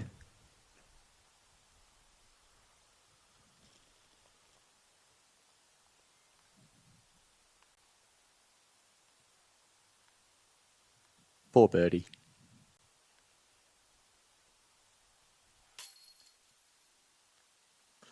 And it just sits down, luckily. Yeah, another miss for Luke. David's going to reduce this gap to 5 strokes. Still plenty of holes to play as well. Who would have thought at the start of the day that we'd be potentially talking about the lead being challenged? Yeah, and David missed some early opportunities too. This could be a genuine contest at this point. We might just be seeing the mental side of disc golf rearing its ugly head for Luke here. I don't want to speak too negatively of him, but yeah, he just doesn't seem to be in the same headspace today, especially on the green. No, and I don't think Luke's getting ahead of himself either, but with a big lead, you would have thought you just had to sort of coast potentially through this round. But yeah, they're all tapped out now, so let's go to a quick break and we'll be back with hole 9. Welcome, player. Commencing disc selection. Choose your driver. The Kotari. Choose your approach.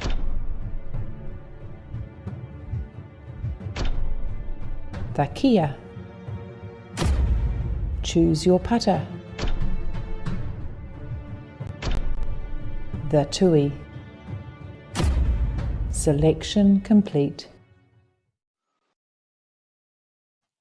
Here we are back at hole 9, par 3, my favourite par 3 on the course, 119 metres. Going downhill though, so probably plays closer to 90, 95. Bainey absolutely parked this one yesterday with his orange MD3, preferring the control of a mid-range going down the hill here. What do you think we can expect to see out of the players' hands, Dino? Well, it's been playing just over par, 3.13, both 2 days. So definitely one that shouldn't cause him too much trouble. As you said, Bainey definitely had a chance, had a nice birdie yesterday. Is that David Perry just teeing off? Yeah, sorry we missed that one there, guys.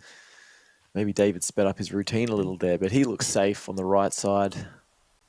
Yeah, right side miss is definitely the preferred miss if you are going to miss. There's a bit of danger on the left as Fish steps up. I believe that's a Comet. Has to get down. Yeah, the wind's keeping that up. And there's that left side danger I just mentioned. That does drop off quite steeply there. Let's hope he hasn't gone down too far.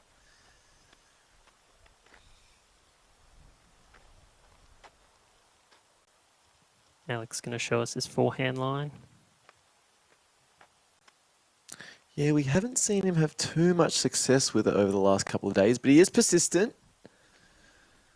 Third time lucky, perhaps. Oh, that's way too low. Oh. Not a good spot, unfortunately. Some might call that a Matt Farina forehand. No offense, Alex. It's a horrifically unfair comparison, as Bainey knows what to do. Looks like he's going with a different disc today. The wind far more challenging today. Oh, he's actually going a completely different shot. Opting with the forehand line today. Puts a nice move on that. That looks like it's going a bit long as well. Yeah, lost it behind that tree, but I think we'll be seeing Alex throw first, probably around circle 5. Speaking of, hole sponsors. That is a nice segue. Hobart's own Circle 5 online disc shop.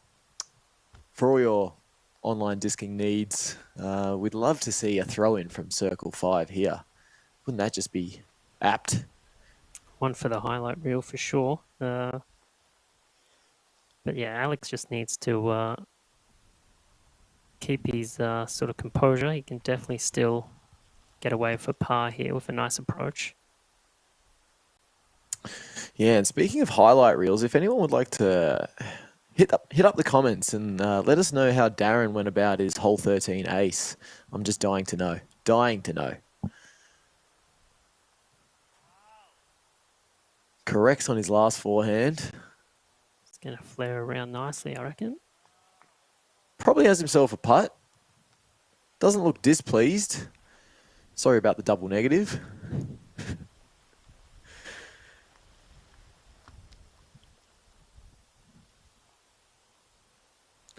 As we head on down the hill. Have you ever had the chance to play Poimina, Dino? I have not, unfortunately. It's definitely one that I want to get to, whether it be Two Heads or the Ian Smith Memorial. Probably won't get there in 2024. Just became a new dad, so the Congratulations on that. Thanks, Congratulations on that. Props to my wife for letting me come down and commentate today. She's home with the little bubs, but yeah, definitely you look to probably 2025. Definitely put on the bucket list. Yeah, maybe a little park commentary tour. As Bainey, yeah, he fell well short. I don't know where we got long from, but yeah. Must have hit a tree. And yeah, I think so. That one's got to fade away from the basket.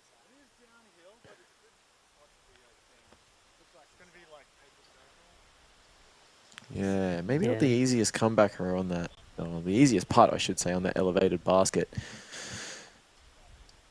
As Fish, how far down this hill did he go?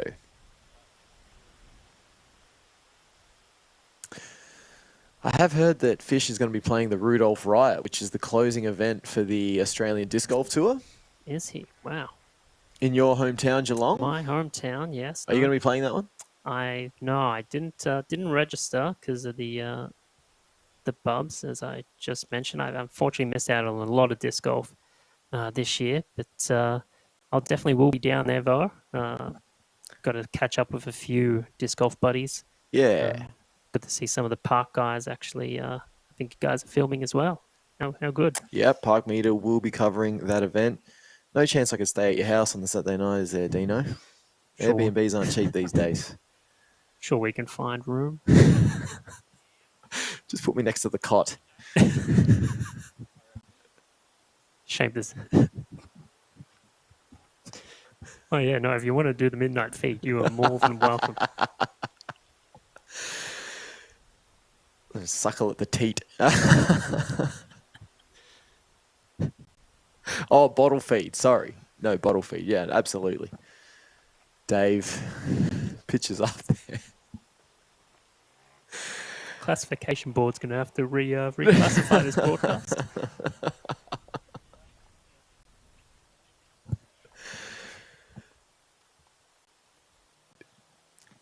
Yeah, something about hole 9 just overstimulates me. Sorry about that. That's right. We'll give you a rest in a minute.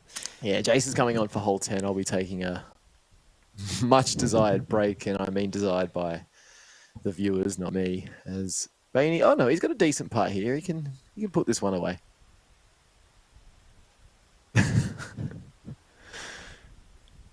No, you guys have gotten some great feedback I've seen for the whole weekend. Just credit to you both. Yeah, I'm not sure how warranted that is, but we are super appreciative. It might keep us in the game, the commentary game, as Bainey for par here. See that right to left breeze. You want to punch it right at the chains. Yeah, Bainey, that could be the one that gets him back on track. Keeps that 5-stroke lead maintained. I think David will be tapping in for his par too. And was this Alex's upshot? I believe so, yeah. Fantastic forehand from circle 5. Ooh. Oh, It's just gone over the top there. The headwind just lifted that one. You can see the wind has completely dropped as well. Yeah. Just for a moment. So tough conditions out there.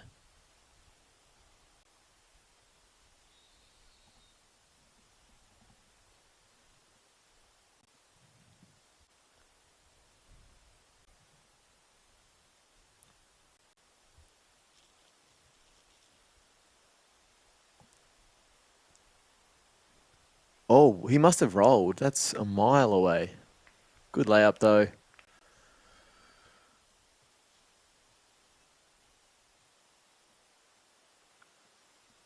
That will be a double for Alex. It'll put him back to even for the round. Fish just inspecting the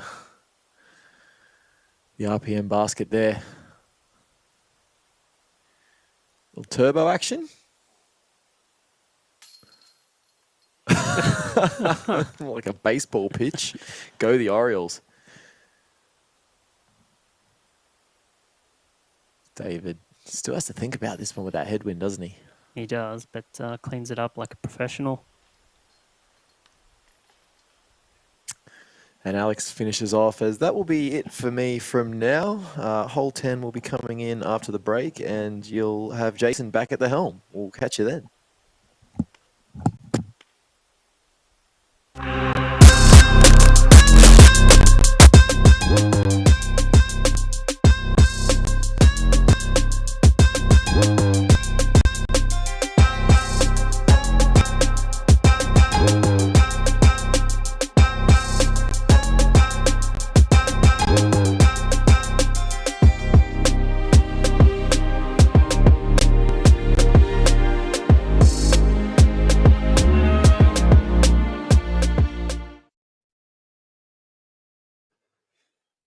Welcome back.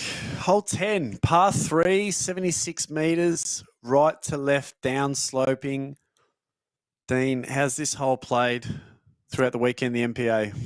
MPO, it's played at 2.81, so it's a definite must birdie for these guys. Luke, where is he at? 25 under, 5-shot lead from Dave Perry. So Still 5 shots. Still 5 shots, but needs the birdie vest to maintain that, I reckon. Yeah, absolutely. And welcome, Dean. Good to see you, mate. Oh, thanks. It's good to have, good to be here and good to spend some time with you guys. Yeah, absolutely. And you're just easing yourself into the role here, just throwing to ad breaks and all that sort of stuff. Just like you've been doing it for years. Might have quietly been practicing on the drive down. Yeah, Haley, your wife told us she caught you practicing in the mirror the other day. Throwing to me and throwing to Maddie, so we'll keep that one on the down low, though. Cannot confirm nor deny. As Dave has the box on 10 to try and eat away at this 5-stroke deficit between him and Bainey. He's got 9 holes to do it, and we want to see it go down to the wire, don't we? We certainly do. And if you look at it, he's already gained 5 shots in the front 9. So back 9 a little easier. Fading early. Yeah, he wasn't too pleased with that one. Yeah, it doesn't look like it.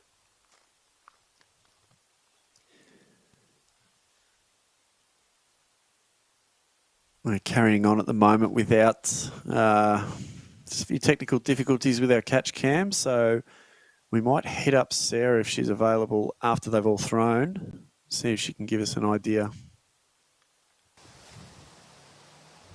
Hey guys, am I coming through? Yeah, got you, Sarah. So Dave's, he wasn't all that happy with it off the tee. How close is it? Dave's shot off the tee. He hit a tree probably just outside the circle. He'll have a pretty hard putt. And Bainey's obviously coming in now, so that looked pretty good. So Bainey is probably about 6-7 metres left of the basket, so he's done well. Okay. And we might just keep you around just so we can find out what happens to Alex as he's about to tee off. Yeah, skipping up. And just a bit further away from the basket than Bainey. He'll have, I think, a bit of a guarded look around a tree, but he'll have a step out putt, I reckon. Thank you, Sarah. Filling in there for Ash. Didn't look too happy with that, Alex. He hasn't been overly happy with his game entirely today. His problem started on hole 2, I think, with a 3-putt. Or hole 3. Was hole 3, yeah. He had a 3-putt. Eagle bid. And then, 3-putted for par, unfortunately, with that roll away for par. And we, For birdie, sorry. you and I both know all too well how easily that can happen in a round of disc golf. I am an expert at missing putts. Yeah, unfortunately, we're both right up there, mate. We've played quite a few regularly tournaments seen on the toilet cards. So to yeah, speak. regularly on the bottom cards of our division. So there's Fish for his second off a knee, and that looks pretty good. As for those of viewers who were watching this morning on this hole, Jennifer Lahn, the eventual winner of the FPO, threw a magnificent shot that circled up probably about 4 or 5 meters up the hill and then started rolling and ended up about 20 meters down the hill to the left. So we actually got an action replay of it. They were that happy with it. So yeah, disappointing, but she still came away with the win, Jennifer. So yeah, very, very solid performance all weekend in all conditions, I must say, because they basically have had all conditions in this tournament. That is true. Yeah, no, Jennifer's really come on to the scene and made a statement in FPO. Absolutely. Absolutely. She's Australian now. Did you know that? I did hear She that. was Estonian on Friday morning, and not sure if she knows yet, but she's now Australian. We've adopted her. So congratulations on that one too, Jennifer. She'll be happy with that. Great Australian tradition of adopting international. Absolutely. Dave for a bid for birdie. And not That'll dropping. check up all right. Yeah, not too bad there for Dave. Yeah, I was interested to see how Jennifer would go this weekend with the likes of the competition of Cassie and Sarah Lee. Oh, she jumped up. That definitely could compete, and it should be good to see those three in the future. Absolutely. Absolutely. Some good competition coming up. Yes. Great putt from Alex. Alex Canaston hits his birdie putt, and he couldn't have been filthier with his tee shot. Never seen someone so unhappy when you can't see how it lands. Yeah, you want to see my shots? I'm unhappy with Alex. That gives you a right to be unhappy. As Fish now to clean up for par, stretches those long legs out.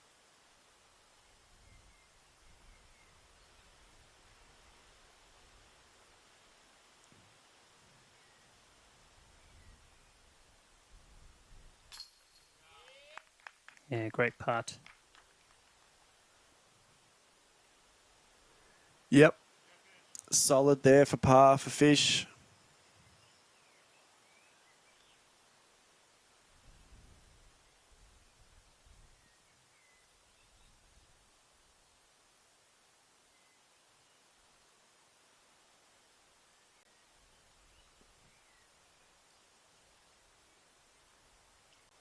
Here we go, Dave for par, I believe. Yep, Dave for par.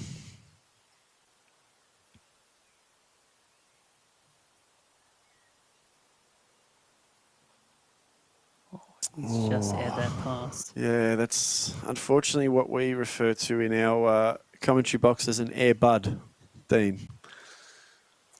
An air bud. I've heard all about Airbud 1, 2, and 3 while I was here. There's actually 3 more in that franchise, so wow. Maddie will get to them later, but 7, I'm being told. So, yeah, we're a big fan of the Airbud franchise. It's He hasn't got around the disc golf yet. No, he hasn't. And we're giving him airtime. Bainey, solid. Power shot. So was that a birdie for Bainey? I believe that was a bird. Yeah. So here he comes, back to the old Luke Bain. That might just be the steadier Luke needed. Yeah, well, the bogey here from Dave's not going to help him. And this back section of the course, as we've seen for the last 3 days, there's not a lot of separation on it.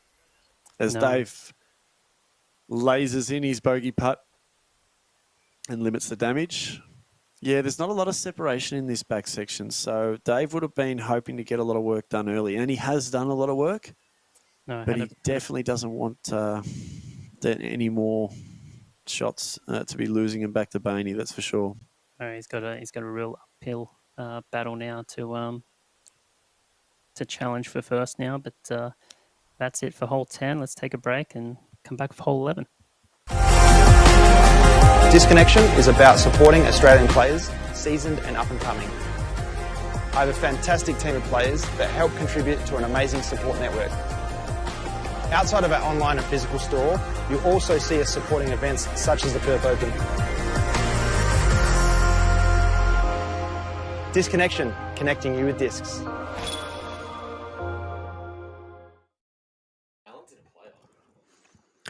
Hole 11, par 3, 69 metres, and Dean, the first of our island holes. It is playing just about 2 par, but you expect these pros to, our lead card anyway, to card some nice birdies. Yeah, absolutely. And as we've seen, it's not about getting to the island, it's about staying on the island. So Definitely. even though you get on there, you can end up down to the left, in or behind the trees, or in those, as we like to call, shrubbery. So it's not an easy birdie. I mean, further to that, if you have a long bid and you want to go chain high, you've got that OB behind the basket to contend with too. So it's about where you attack it from. But let's see how Bainey, who's played it fairly well, I'd imagine. Have you got any data on that, how he's played it through the weekend? I do. He, I believe this was the one where he birdied yesterday, but then Alex outdid him and went just a little bit closer. But he pretty much is part at day 1.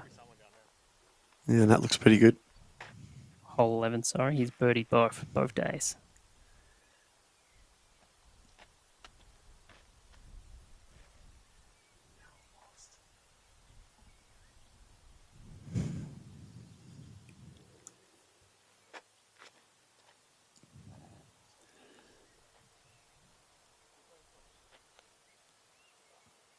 Oh, and that's rolled away. Out of the island, so that'll be drop zone for Alex. And perhaps, Sarah, if you can hear me, you might just chime in with, as they throw, how they end up, because we've got no vision here.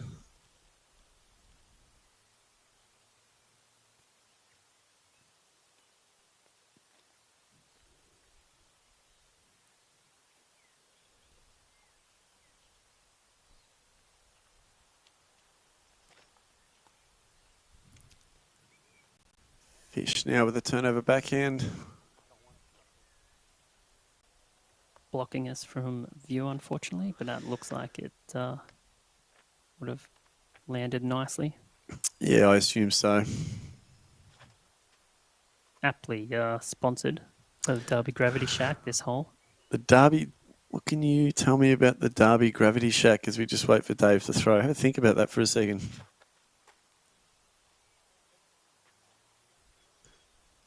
And Dave high on the island, hopefully to just nestle its way down and inside.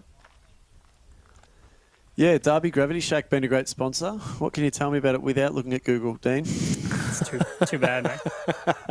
I hear it's great for mountain bike riders. There you go. Everyone who knows anything about mountain bike riding knows that the Gravity Shack is the place to stay.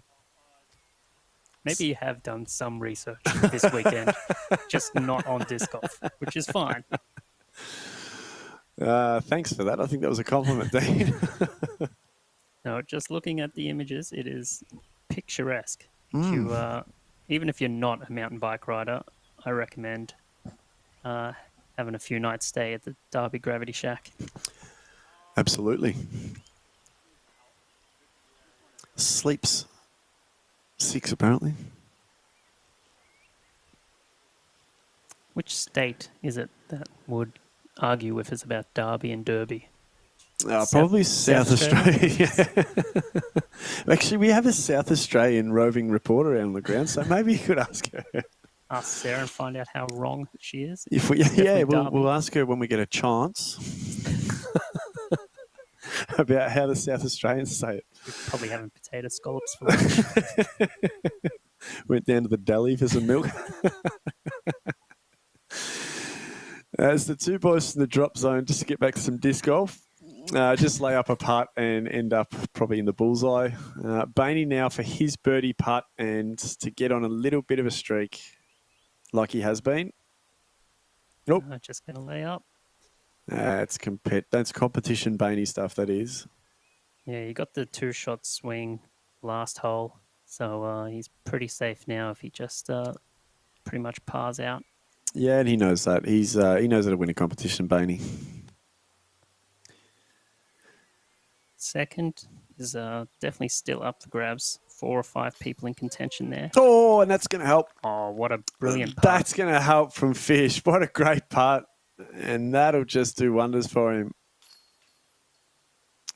As the boys finish off for their bogeys, I believe. Yes. Actually, is Dave inside? No, Dave was in the drop zone. I feel like Dave was inside the circle. I think he was. So I think that's a par for Dave. Either way, it looks like Andrew Fish has moved up into second spot. Wow. So there is a bit of movement, although not much at the top there. There is a bit of movement. So we'll be back with the next hole as it just starts to get interesting in just a few moments.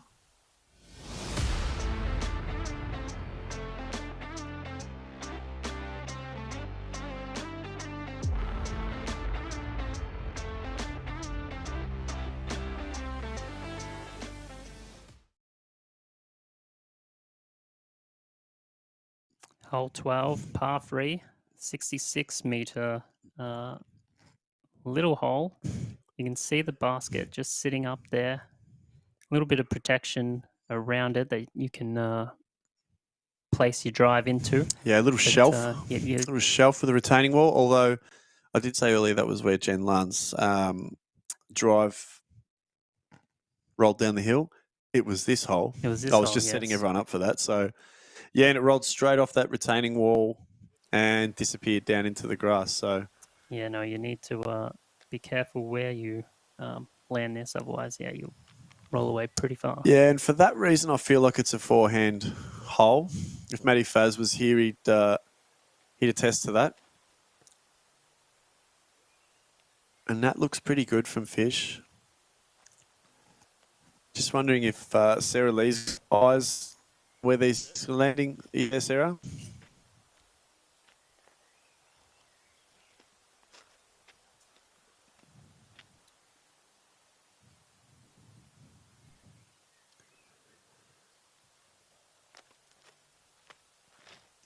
Yeah, just having a few technical difficulties there, so I can't quite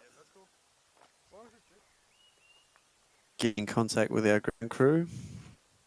As Bainey's shot looked pretty good there. Yeah, this hole playing under par both days. Yeah, so it's not overly long at the 66 metres. It's just where you sort of end up if Absolutely. you miss that shelf.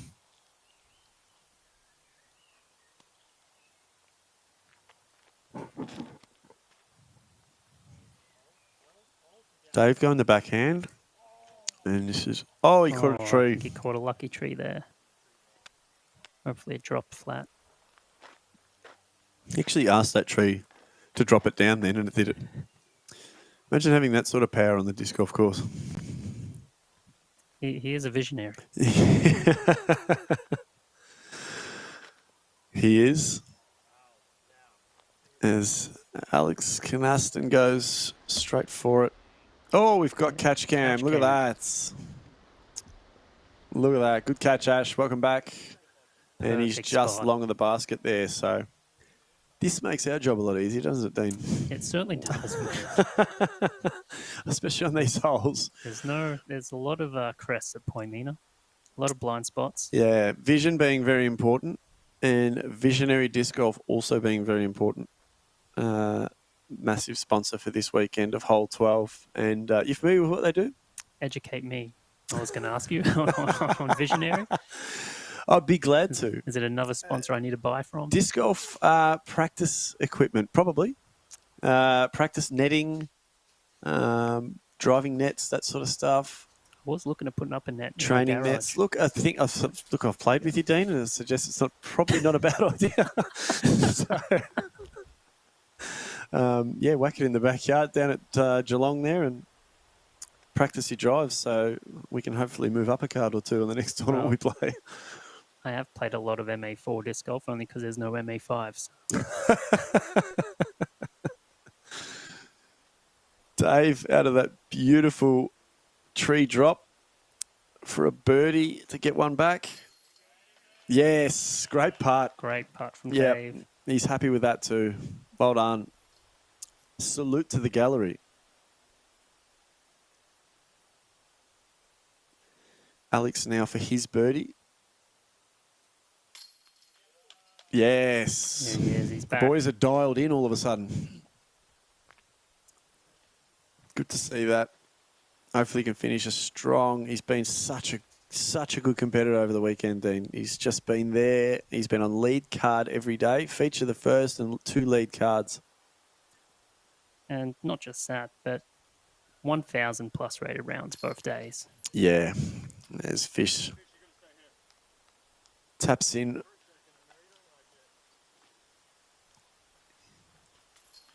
And so does Bainey. Look at Bainey's shot. So ringing the chains, and they've got Fish to do it. We're glad to see that he's taken on Australian traditions. Fantastic. Now, was that, I'm trying to remember back from the Tee Off Live podcast, whether Fish was that trash by him? I think so, because I think it's considered not, it's a European thing from what I'm told. I don't know a lot about it because the amount of times I've rung the chains, Dean, is very minimal, mate. So speaking of which, we're going to duck off now and hole 13 will be back after the break.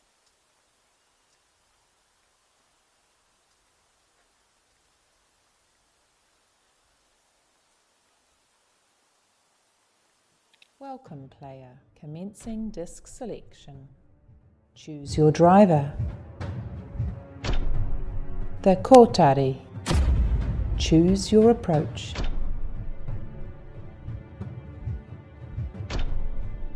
The kia. Choose your putter. The tui.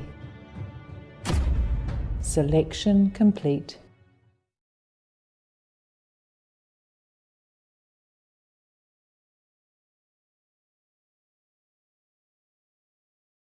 Welcome back, guys.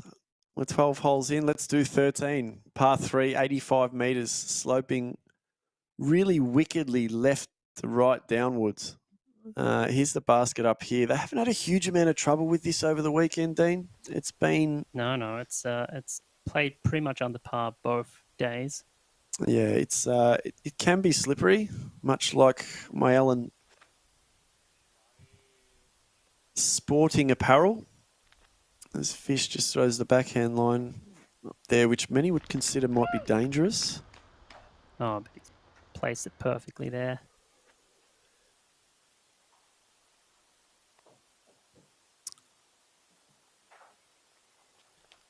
Now here's our leader, Luke Bain. He's flare skip down to the right. And he's not too far down the hill. Be able to clean up the par. Should be able to. At worst.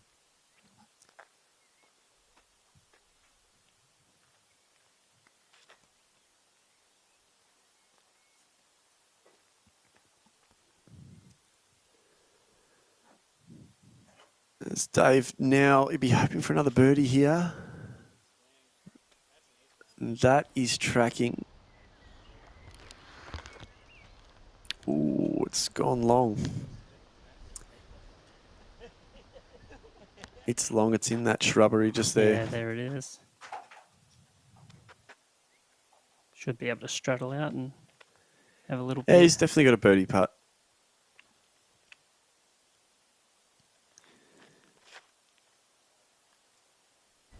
Oh, and Alex takes the tree. He's just, tree. Yeah, we haven't seen many mistakes from Alex all weekend, to be honest. He's just had everything. He's just played some really solid disc golf. Really solid. What'd you say? 1,000 plus rated rounds. Yeah, both days. Yeah, so I mean that's a good national championship tournament he's put together. Especially for a 14-year-old. Just absolute gun. That is, it's just nuts, isn't it? And, he's still only a few shots off second place. Yep. Plenty of holes left to go. So Just the frustration and the fatigue starting to set in a little. definitely.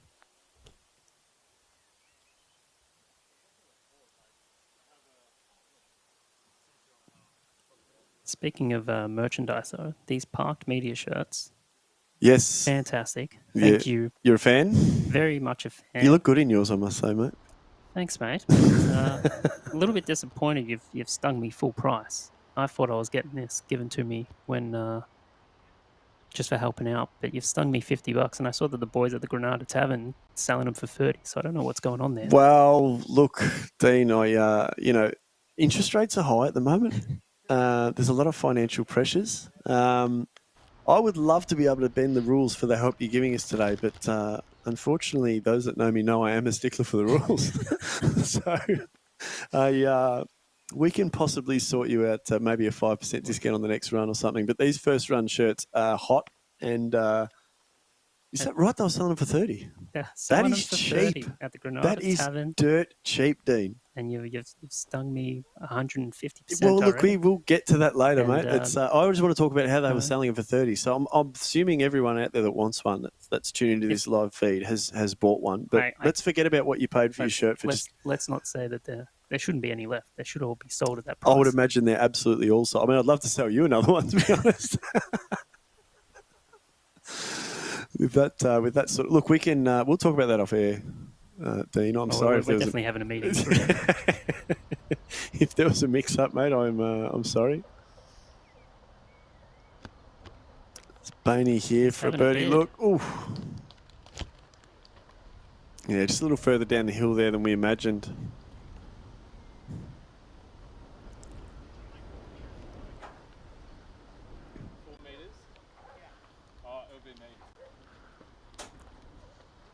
But in all seriousness, it's thank you for the work you've put in for us this weekend, and it's been a pleasure, mate. Very appreciative, and thank you for your commentary this afternoon. Like Matty hinted, to bring a little bit of sensibility back into this this commentary box. I'm looking forward to the last 4 or 5 holes just becoming absolutely loose, as just to see it go out of control. I don't know where you'd get an idea like that from Matthew Farina and myself, but we'll see what we can do. As Dave, with an awkward straddle out of the shrubs here for birdie, but like you said, second place is still on this battle.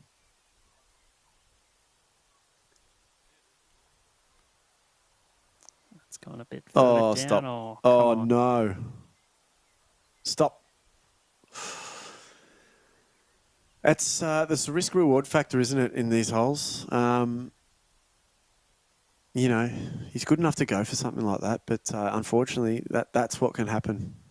No, that's Poimena at its finest, I reckon. But you're right; those pros probably back themselves in to make those putts. Yeah, I think so. I think their make percentage is a lot higher than yours and mine. Absolutely. But unfortunately, it just hasn't been Dave's day with the putter in hand. No, I think, look, it's the situation where you're second in the competition or going for second, and, like I said, there's not a lot of separation in these holes. You got to do things like this. You've got to separate yourself. And he's caught a tree there, and it's not. Please don't get stopped. Just on the other side of those rocks. This is what you've got to do. And he's a competitor, Dave. He keeps a very cool head, as you can see. Doesn't get flustered. No, he doesn't get flustered. He doesn't even. I've followed a lot of Dave's rounds, and never see him flustered. No, he doesn't even know what it means. As you can see, the wind, the flag on top of the basket there is blowing a gale. Yeah, it's very active.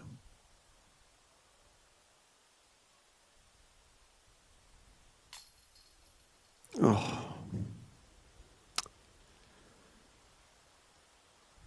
It's going to give Fish just a little bit of breathing room. Yeah, I think so. Just a little bit of breathing room through the gills.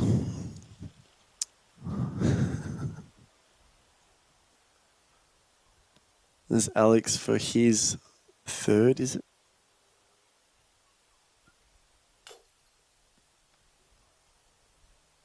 Some tired boys out there, Dean. Some very tired boys.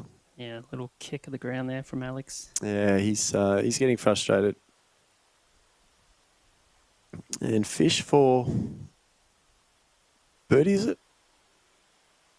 I believe so. Yep. He's been putting well the last few holes.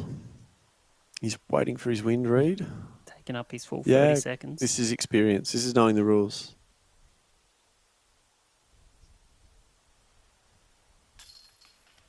Got it. Yeah, no. Finishing strong is fish. Definitely knows how to navigate Poimina by now. Absolutely. Bainey, and then Dave will come and tap out his bogey, I think. So, yeah, look, tough hole for a couple of them there. Solid for fish. But, Dean, thank you very much for your commentary and insight, and appreciate having you, mate. No, but, thanks for having me. No worries. You'll be leaving us now, and Matty Faz will be tapping back in, and we'll finish off the tournament. So thanks very much, Dean. No worries. Thanks. And we'll throw to a break now. Perfect.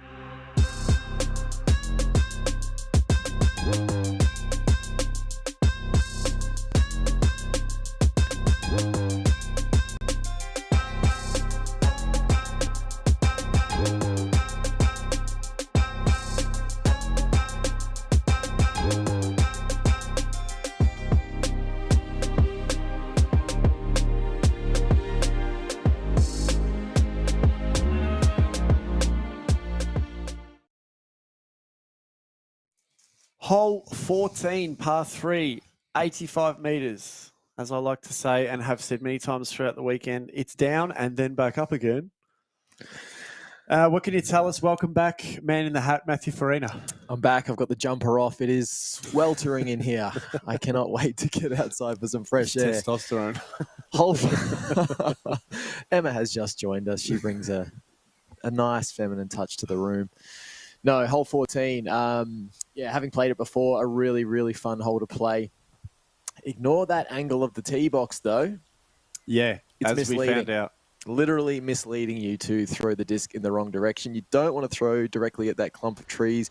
You want to throw a flat, controlled, maybe hyzer flipping backhand, as Fish demonstrates here.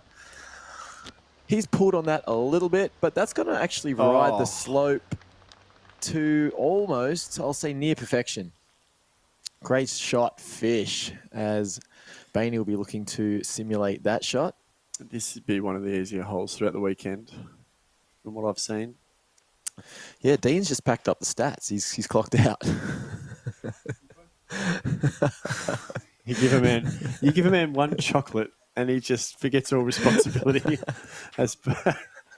Must be a good chocolate. Boost, picnic, Kinder Bueno. I've been told. Kinder Bueno, yeah, my own sponsor actually, Kinder Bueno. As Alex flexes the forehand, this looks what a flex on that. pretty darn good. Oh, he's found that gap though. Would have preferred the backstop of the trees there, of course, but I think he will have to just pitch underneath the basket and take a par there. So you see DP Frisbee. That'll be his star J in hand, in of a mid-range. Ever thrown a J? I haven't, Matty. That's a new disc for him, isn't it? Relatively new disc to the Innova catalogue. Yeah, he picked one up and loved it from the start. As you can see why. Look at that. Oh, shot. Definitely wasn't the alien. This is why we love Dave Perry, because he just throws the discs really, really straight, really, really far, doesn't he?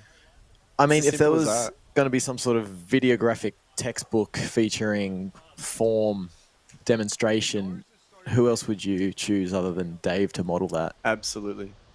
Absolutely. It just, I say throw really, really straight, really, really far and make it sound simple, but he makes it look so simple. Effortless power. It's going to give longevity to his career too. Yep. Unlike me, who I look like I'm trying to start a lawnmower every time I pull a backhand through and feel arthritic after most rounds. So an argumentative lawnmower. Not you find any of those at Mitre 10. No, not at Clenets. Clenets. No, they're all first start, first time. All very agreeable lawnmowers at Clenets Mitre 10. And we've got a fair few people in the gallery following this MPO lead card. So it's great to see. There are numbers everywhere. Yeah, the scene isn't as big in Australia as it might be in the States or Europe. So we haven't had much of a gallery following, probably for two reasons. As I just mentioned, we don't have the plethora of people attending these events. I'll tell you what else is probably a good reason why there's not a huge amount of people in the gallery, Maddie, is because they're probably all at home watching this live stream. They could be. This is a pretty big deal in Australia. We don't do a lot of this. I think this is the second time we've attempted to bring you live coverage of Australian disc golf, as we see Alex lining up his putt here. The other reason is Poimina is bloody hilly. Oh, he genuinely went at that. He's been doing that, Alex. That had some gusto on it, and that's gone plenty long. Yeah, he's just trying to finish this tournament, Alex. Yeah, the other reason is that Poimina is very, very hilly, and to be a member of the gallery on a course like this is a workout. No easy feat. Yeah, we just got some comments coming in from the live chat, and we've got a post. Harry Henley Smith. Harry Henley Smith, the man who basically introduced me to disc golf, taught me all of the very little that I know about disc golf. So massive shout out and big digital love from all the way from BC, little town called Fernie. If you haven't been there before, check it out. It's got one of the best ski hills in Canada. Another bid. But it's gonna stop. Warms my heart to see Harry commenting there and tuning in. He's an MPO player. He's like a 960-ish rated player. So thanks again for all the wisdom. Thank you, Double H.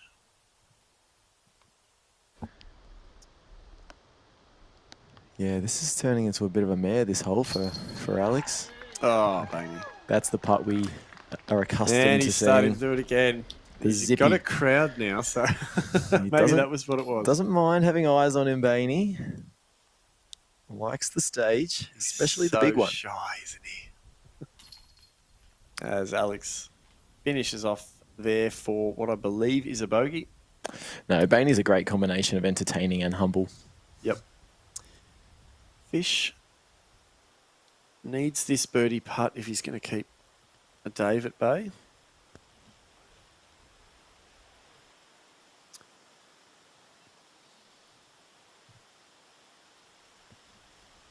Just very, very professionally waiting for his wind read.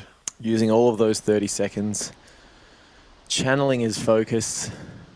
Yep, and he'd want to get this. This will Bainey in the background with his fingers crossed. Oh, he spat out the chains. You can see the disappointment in that 180. Oh, he wanted it because he knows Dave's got this. That's Dave's disc, less than a metre from the basket after that drive. So that gives Dave a shot back.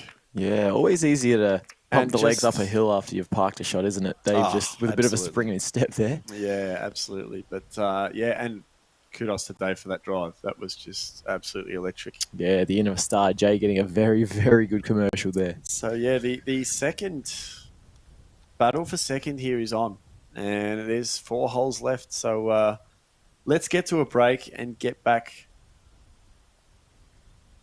straight into a flyover. Let's go straight into a flyover. You're working on your feet, Jace. Impressive. Matty, what do we got here? We've got hole 15. It's a par 3. Another really, really fun shot. You've got 108 meters of distance to deal with. Obviously, the downhill aspect of the hole reduces some of that distance or power required, I should say. Most players will be looking to throw a straight putter down the middle. We do know the AK-47 Alex likes to flex a forehand. He's tried that for the last 2 days, but hasn't really... Just getting Jason's attention there. Hasn't really thrown it with a great degree of success. So let's see if he can flip the script on that today, as Bainey also opting for the flex forehand. What can we expect here, you reckon? Park job, shank? We've seen a bit of it all from Bainey today. It wasn't the model of consistency he was yesterday. No, just looking to get past that grass section at the end, and they can usually make a putt from there. His drive was dreadful yesterday, wasn't it? For such a good round. Scathing. Yep, and there he is, the end of the grass. That's a similar shot, yeah, with the Firebird there. Yeah, no, this one, if we could say any of the holes have had Dave's number, it's hole 15. Dave's got that Star J again. I'm starting to get quite fond of this Star J. I might have to go you to. and I are going to go to maybe local discs or somewhere like that. Oh, Visionary discs. There's so many options these days. There's Dave. Oh, the wind's lifted that. Up But and it's down. Tracking. Oh. The gallery. Did someone get hit then? Might have. Someone called the disc doctor. Yeah, you're never in a safe position when you're behind the basket and Dave Perry's throwing. Yes, he's a powerful, powerful being. There's Fish now in front of Dave by 2 shots. Yeah, Dave in a relatively good spot on this one. That's not coming back. Oh. I'm not sure we've seen a disc out there. No, we might just check him after Alex throws and get a read on that because I don't reckon he's got a great lie there, Matty. Neither do I. Oh, this looks like the one. Oh. Keep pushing. We do. There it is. It's just Okay, next to the tree. yeah, he's on the right side Great of the tree. shot. Right He's side been of the good on tree. this hole, Alex. Hasn't had a problem with it all weekend. But we might take this time to check in with Sarah Lee on Andrew Fisher's disc because it looks like he hasn't got much of a shot. Can you sort of give us any info on that, Sarah? Hey guys, I am back in action, and yeah, Andrew's got a pretty tough line to the basket.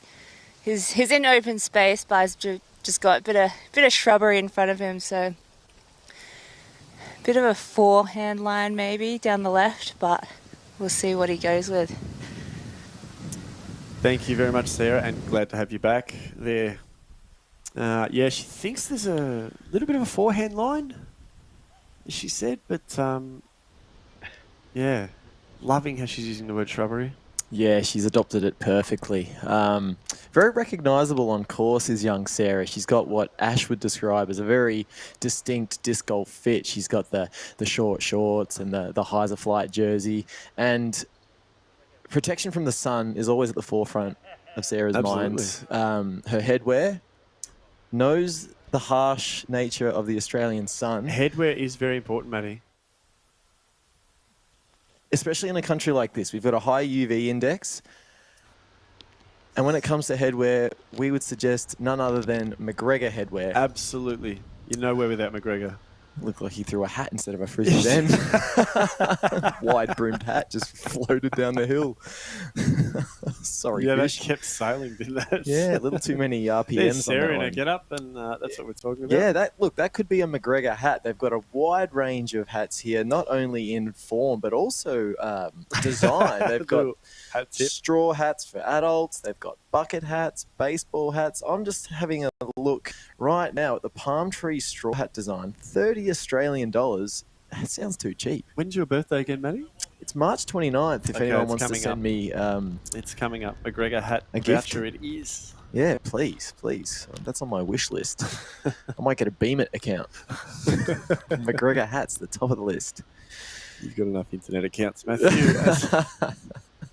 As we look at Fish's third. Oh, Definitely had the line. Decent run. Really good run. If it wasn't for that tailwind, I reckon that was catching chains. Yeah, just that gave that Baltimore Ravens. Is it Baltimore Ravens? It's the Baltimore Orioles, Orioles. the Major League Baseball team. Didn't the wind just take that away? Oh, it did. It just gave it a flick there, that hat. Fish, he's just a little frustrated. Yeah, was that an air bud? It was an Airbud. Speaking of the Orioles, the fourth installment of Airbud 4 7th inning fetch is when Airbud picks up baseball. He doesn't. He transitions from soccer in the third installment and picks up baseball. Wow. Maybe put Airbud on for the kids when you get home, Dean. Wholesome, Yeah, Airbud is wholesome entertainment. Unlike, I mean, if you can imagine a basketball playing golden retriever, it's definitely why we named our airshot Airbud. Yeah. In tribute. No, very good family viewing. Dave for his second, and smart. See, Dave's playing competition play now. Yeah, he knows what he has to do. Fish is bogeying. Dave's going to par it, take another one. Yep. No stranger to this situation, Dave. Yeah. Alex. He'll be for going a full birdie send. putt. Full send here. You could see he opted with the right, like the release was a little more right to try to adjust for the wind. Doesn't the wind sort of tell you to do that sometimes? But if you're putting like Alex, yeah, he does put a lot of spin on the disc, which you're not going to need to worry about wind, are you? Nah, his spinny putt would cut through the wind a lot more than your testing your everyday disc golfer. I mean, speaking of spinning putts, this guy does it better than anyone. Yeah, his don't seem to zip past the basket with as much zest as a lot of spin putters. He sort of glides the spin on his disc. It's a really unique style. Oh. And effective. And he's happy with it. A little dance there from He Bainey. has been outstanding this weekend. Oh, Alex has missed another one there. Oh. Jeez. Yeah, the young fella. Tap in par from Dave and the bogey for Fish, and that wind is really getting up there.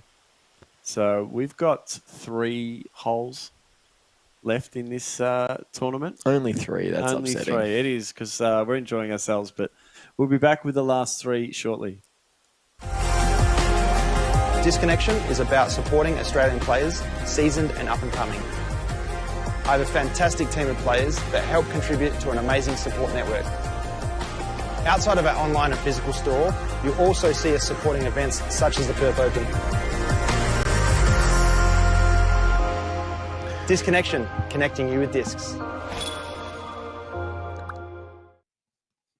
Here we are back at hole 16, a par 3. Pretty open shot for these guys. What are we looking to achieve here, Jace? Look, with the wind, we know from day one that it really, once it gets out over those ditches, the highs of shots, it just smacks them into the ground.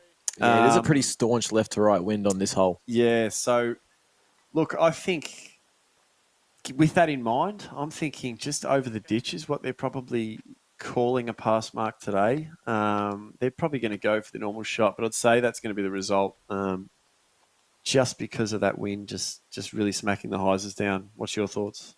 Yeah, they'll want to keep it flat, maybe even have a slight anhyzer release, really ride that wind and have it fade around that tree at the end. Oh, yeah. Just like that?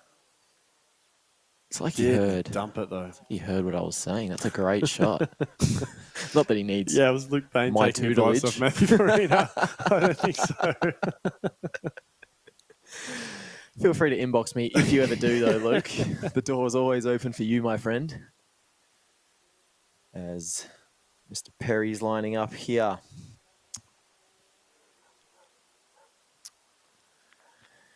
Hops with the Firebird. Nice overstable 9-speed. Gets low. Look at it just get dragged down, but geez, I'll take that shot. Yeah, just inside Luke's there. Great shot. Just not really getting him around the corner, I suppose, like they were yesterday. But one shot on Fish. Fish has got one shot on him at the moment, on Dave Perry. Mm-hmm. So the battle for second is all. Fish with the big eyes. Look at it just get dragged. One of his forces. Yeah, that was... Oh, no, it still got up there. Very similar collection zone. Look at that. They're all within about 5 meters of each other. Very friendly golf. See what the under 15 world distance champ's got to say about that.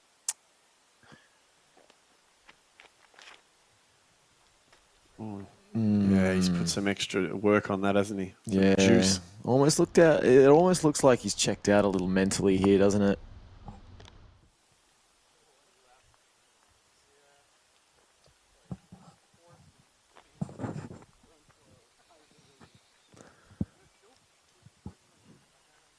So we walk into the valley. While we get there, this hole's sponsored by who we've spoken of a lot, Disc Doctor. Now, Disc Doctor, Matty, is a disc golf training app. Not a remedial centre or No. anything of a medical nature. So yeah, it's a disc golf app that has training for putting and approaching, little sort of games and activities. Dean Feely was filling me in on it earlier today. He used it a couple of years ago and evidently not as a result, but is still in MA3. I actually went back to MA4. He did go to MA4. After he stopped using it, okay. the Dr. Disc app. So Disc Doctor app. Yeah, that's a lesson in itself. Don't stop using Disc Doctor if you start, because I'm told it can increase your putting and approach game hugely. I'm definitely going to check it out after this. We all know my game has a few tiny little holes in it. It's about time you changed your putting form, actually. It has been 3 weeks. We're about due in you a putter too, the warden. Starting to feel awkward in the hand. As the Alex youngster has comes had up. his second. Yeah. Got over the ditch, but pretty unlikely he's making this one for par. He's going to have a crack, I reckon. Oh, of course. These young bucks. Oh. Yeah, you've got to go for it. You've got to give it the height. Unfortunately, an air bud as a result.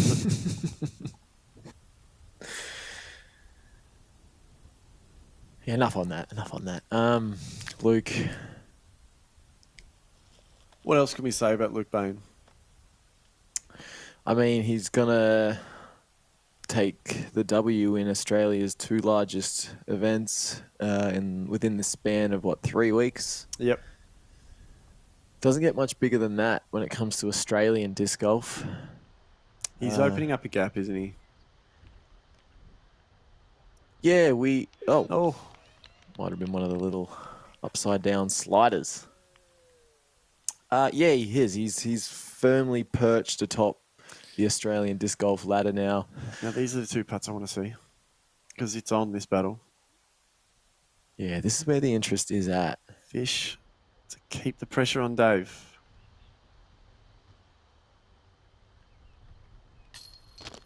Oh. Yeah. What happened? Did he hit the band there or did the change just throw him out? Yeah, I think he got a little bit of a wind lift and it sort of edged off the chains there, high left. And Perry with the chance to tie it all up. High drama if he makes this. This is. And not flustered one bit, as Dean Feely pointed out earlier. Do not close your laptops, people.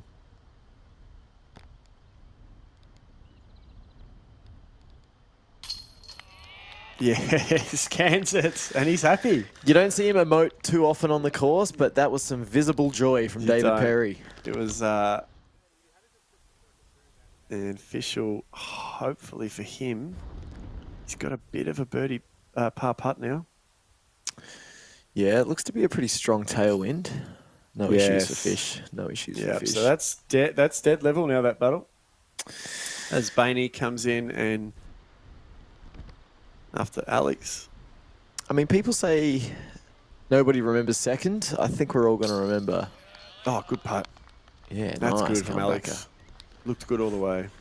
We're all going to remember who comes second here, given just the quality of the field. And obviously Bainey. This is a quality field, you're right. Establishing himself as the top dog this weekend, but one of Australia's best players is going head-to-head with a top 50 player in the world. Yep, that's definitely the case. We've got 2 to go. Only 2 to go. We'll see you at the other side of this commercial for hole 17.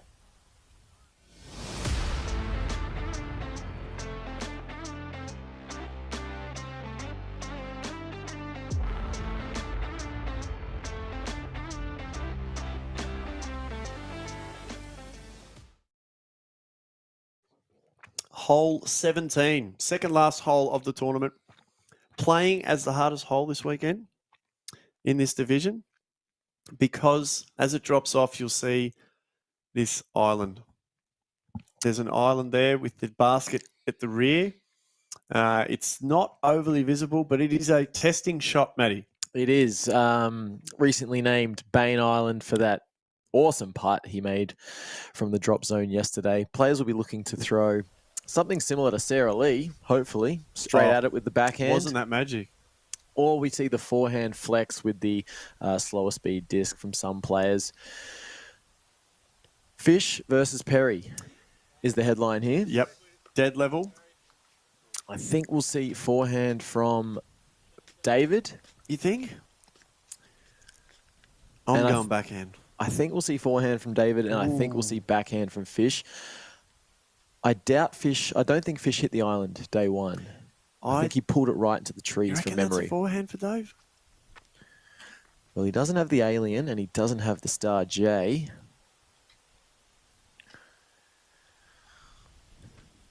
Believe that's his AVR X3, which is an overstable putter. So that's a backhand. I wonder if the course neighbours are just popping their head out the window here and watching this clash of titans. I would be if that's where I live. I mean, that washing that's been on the line is due to be brought in now. You can guarantee that. They'd probably have to, with this wind, opt with the tumble dryer after the rain we've had. No, you were correct. Dave is going the backhand.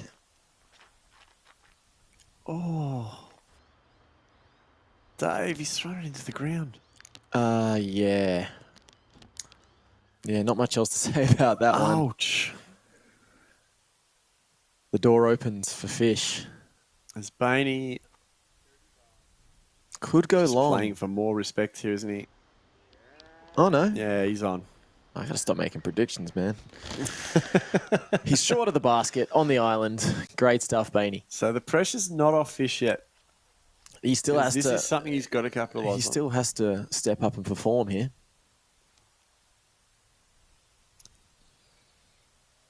Backhand from Fish.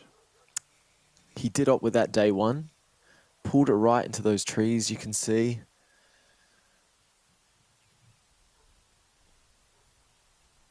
Look at that focus. Oh, no. No. Just broke it. Is he focused? Is he what's this? Oh, wow, he rushed into that overhand. Oh, don't do it to him. Oh.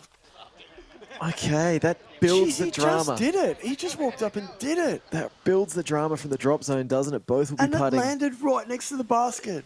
It was a great shot. It was a great shot. He knew it was going to have trouble settling down, so that leaves it all tied up again. Some unfair treatment from the green there. Alex, that gets smacked. That should be safe. I think that was just stable enough. Might get Sarah to feed back the result of that one. What we will check with Sarah when she does is, were there any of those shots as good Hey as guys, your drive yep, off 17 that one today? did just trickle in. Nice for the AK-47. And were any of those shots as good as yours off 17 today? Got a tricky putt though. Yeah, I mean, I was actually running the ace on that one, so I was disappointed with that coming out of the hand, but couldn't complain about that. For those of you who didn't see it, Sarah just beautifully touchy backhand straight down and just bumped it up against the pole. Yes, very reminiscent of Ozdog's shot day one with his yellow PX3 there. Yeah, definitely. As we see the gallery building, and Kyle's got the beanie on now. Is that a McGregor beanie? It'd be sacrilegious if it wasn't. So yeah, Fish and Dave, funnily enough, the only two to throw from the drop zone here. Separated nothing, and both having to putt from the drop zone. It'll be interesting to see who's got the gumption here, who's got the medal, who's going to step up and run it. So Alex must be outside the drop zone here. No, he's inside. He landed No, on I the meant island. further away than the drop zone. Oh, yeah, he must be. Outside the radius of, I meant. Yeah, you'll see the drop zone, or you should see it somewhere to the right there. There it is, just inching into screen. Oh, humongous putt from the kid. Drained it. That'll put some spring in his Smile step. back on his face. Yes, there it is. He Great looks putt. he looks like someone, I can't quite put my finger on it. Classic Australian comedy series. Yes, yeah, I know what you're talking. I know what you're with. Maybe that's next broadcast. As Dave just lays up. Okay, so Fish has got an opportunity here. I like that play. No, he's not falling for it. He's Fish. not going to take the bait. No. He's not going to take it hook, line, and sinker. That's for sure. Oh, that was Jason and not me. Just to clarify that. Oh, Bainey. Bainage having nothing of any blemishes on his scorecard. Just wants to coast. Yeah, so it's Just wants to coast into first at the moment. well, he coasted into first sometime on day one, didn't he? Yeah, 14 down on moving day, and yeah, that's something a little more than just moving, isn't it? That's migrating. That's exploring. As the boys all tap out on 17, there is absolutely a couple of parked hoodies walking past there. There's absolutely nothing in it for second place, so don't go anywhere. Stick around, and we'll bring you hole 18 after this break. Let's do it. Welcome, player. Commencing disc selection. Choose your driver. The Kotari. Choose your approach.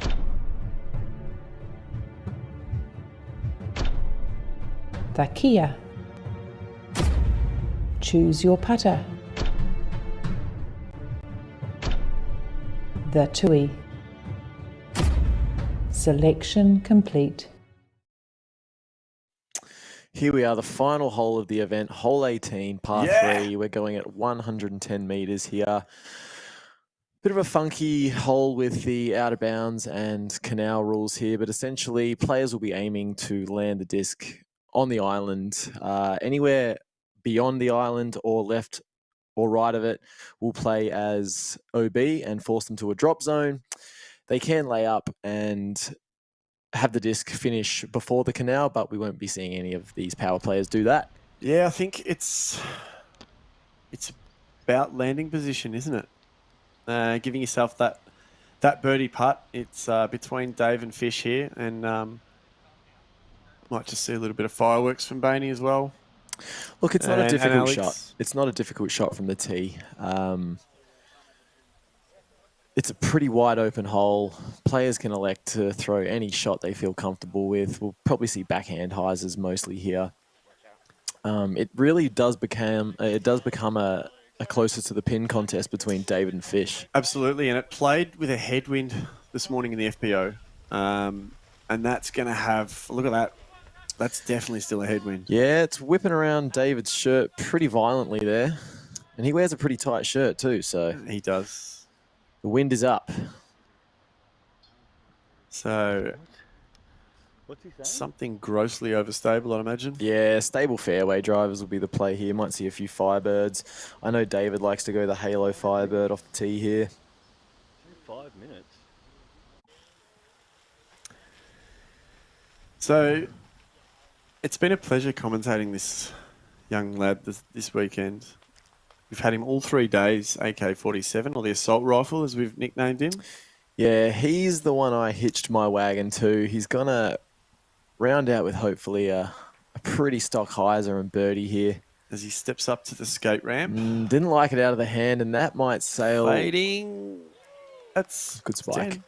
He's got a straddle behind the tree. Yeah, he caught the uphill there, so that was a pretty safe landing. As our eventual winner steps up. Yeah, he'll be slinging. And that is a good line. Slinging the juggernaut good out there. line. It dropping quick. Nothing wrong with Yeah, that. he's got himself a putt that he may as well run. Why not? But this is the battle that everyone's watching at the moment. Dave Perry, 3 down today, 19 under for the tournament. The battle for second spot. Big shot this is, big shot. Yeah, I mean, when he's doing his field work, he'd have this one on autonomous lock. Could do it with his eyes closed. Let's see how he handles it under these sort of conditions.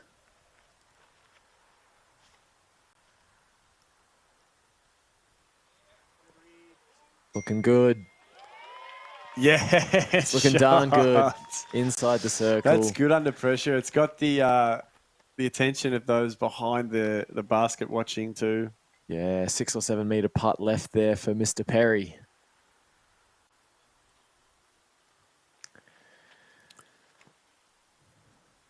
Fish goes wider. Rips it right. Oh, he's got a putt. It came back, but it really needed a lot more skip than that, didn't it? Yeah, it did. He took a wide line, but yeah, it's getting him there, but it's just not allowing much fade. It's just really dropping those discs down. So, yeah, I think he yanked on that just a little bit. He'll probably be disappointed, but you know, miracle putt to split the second place cash there.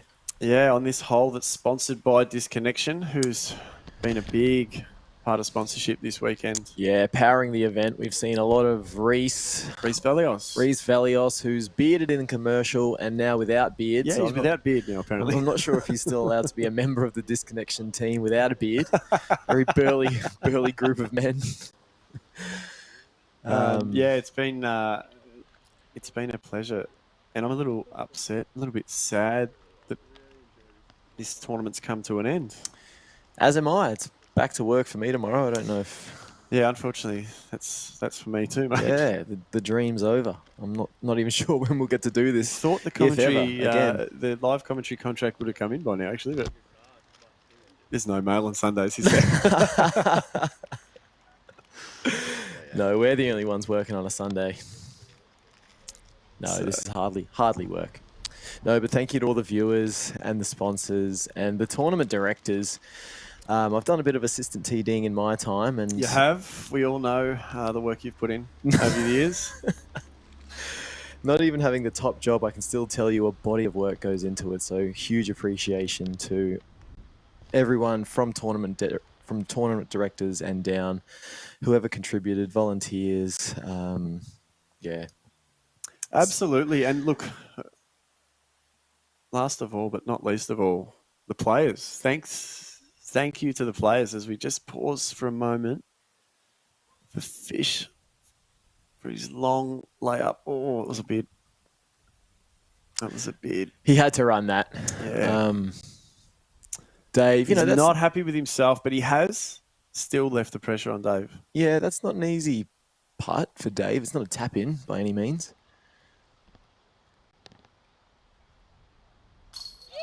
Oh, Bainey.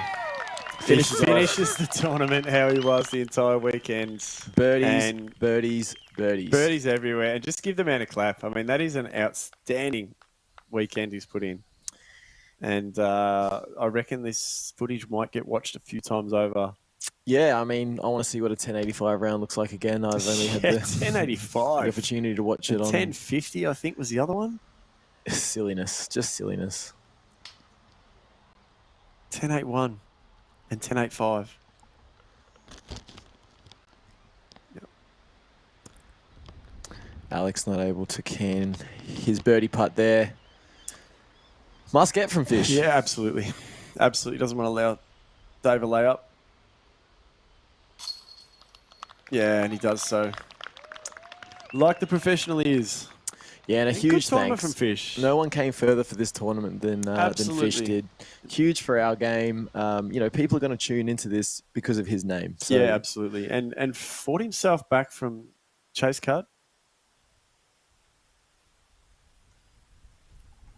to get back on lead card and really have a crack at trying to win as we just wait for Dave here. Oh, he chains and misses. We're going to have a push for second. He's going to have a push for second. I mean, look at that wind. It's not easy for any of them putting out there. But he does need to make this. He does. And you mentioned the wind. It really was an event of 3 rounds. You know, dry, sunny the first day. Miserably wet the second, and then the wind really picked up on the third. a display of adaptation by the players.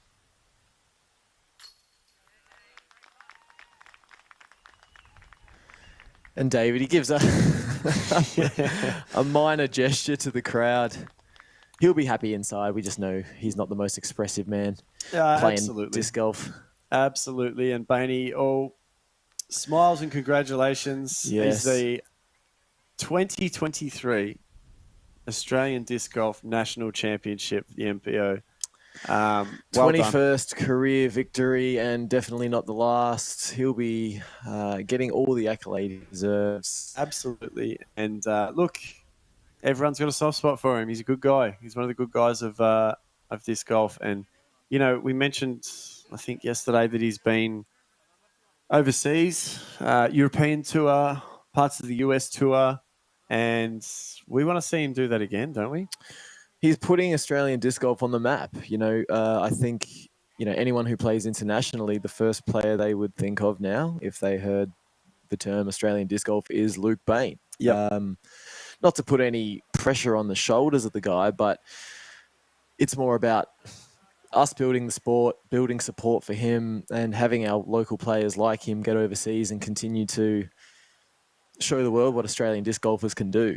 Yeah, absolutely. And he's dragging Australian disc golf forward with him, isn't he? That's the standard. I feel like the standard of Aussie disc golf. I mean, I haven't been around it a long time, but I feel like it's just continuing to step forward in. No, you're not wrong, Jace. Leaps and bounds.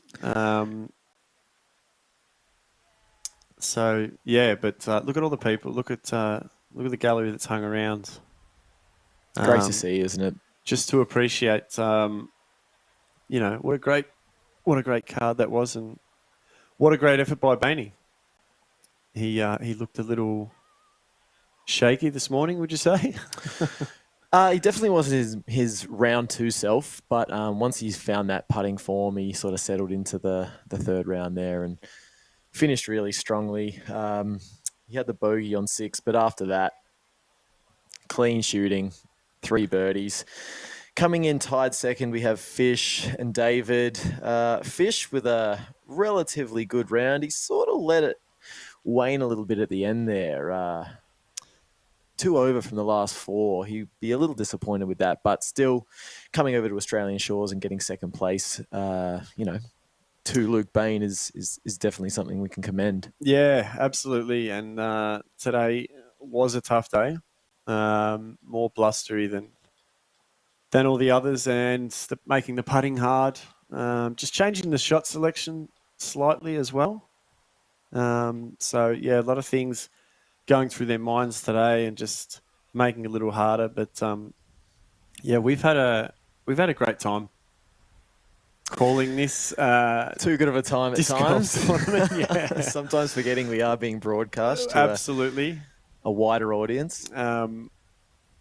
We've enjoyed it. It's our first time doing this, and second for me, but you'd think it was my first. Yeah, sorry, first time for me. Some of the lapses that I had. We didn't really know what to expect, but we've had a lot of help from a company called Living It Live, and 2 guys, Toph and Amos, who have all the gear to do this sort of stuff, and live streaming sport is their game. So we've got them to thank. They're the puppeteers. We're just the puppets. We couldn't have done any of this without them. The instructions, the gear, and just the whole operation. They are the nuts and bolts of it.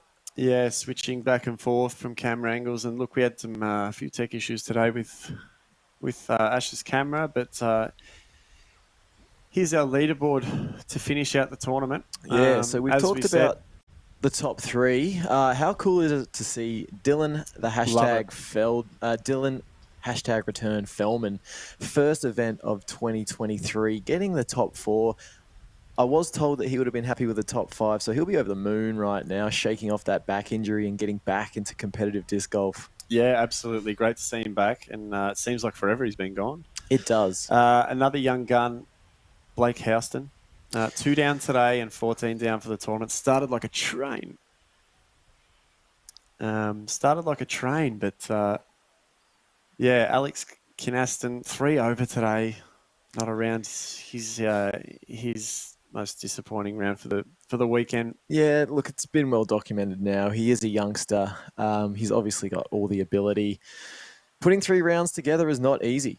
He finished equal 6th with a man you're familiar with. He's a child of the arts. He doesn't mind some drama of the entertaining kind. He's been playing since when? April this year? First tournament? I'm not too sure, but he's very, very fresh to the Leo game. Dykes. So, yeah, great to see him. And our man that finished 8th. The hot round of the day. Something special today? The hot round of the day, cutting the ace on hole 13. Ace hole 13. I pray to one of the various gods out there that someone had a camera out for it. I hope we did, because we love to see that ace for Daz. And big round too, 7 down. Yep. Huge. And another heartwarming little addition to the top 10 there. I say that because it's Hobart local Atticus Ariston, 16 years old, finishing at 3 under for the tournament. Awesome. 9 under for the tournament, 3 under for the day. Wicked stuff there. And the old disc golf stalwart, Paddy Robinson. The tee-off zone. Tee-off host extraordinaire. Even today, and equal 9th with Atticus on 9 down. So that's your top 10. And that's about all we have for you today. This has been an absolute joy doing this. We've enjoyed it. We hope you've enjoyed what we've brought you. We hope it's what you wanted. And we hope we will see you again at another tournament. You'll have us back and we can live stream again, because it's been an awesome amount of fun as we bring the rest of the team members into shot here. Yes, the Park Media commentary team. We've all done our bit this weekend. The highs, the lows. Thank you for having us all in your living rooms or your offices, wherever you've been. We appreciate it. And thank you very much. But this is all we've got for you now, and we'll hopefully see you soon. Yeah, Park Media commentary team signing off. Thanks, guys.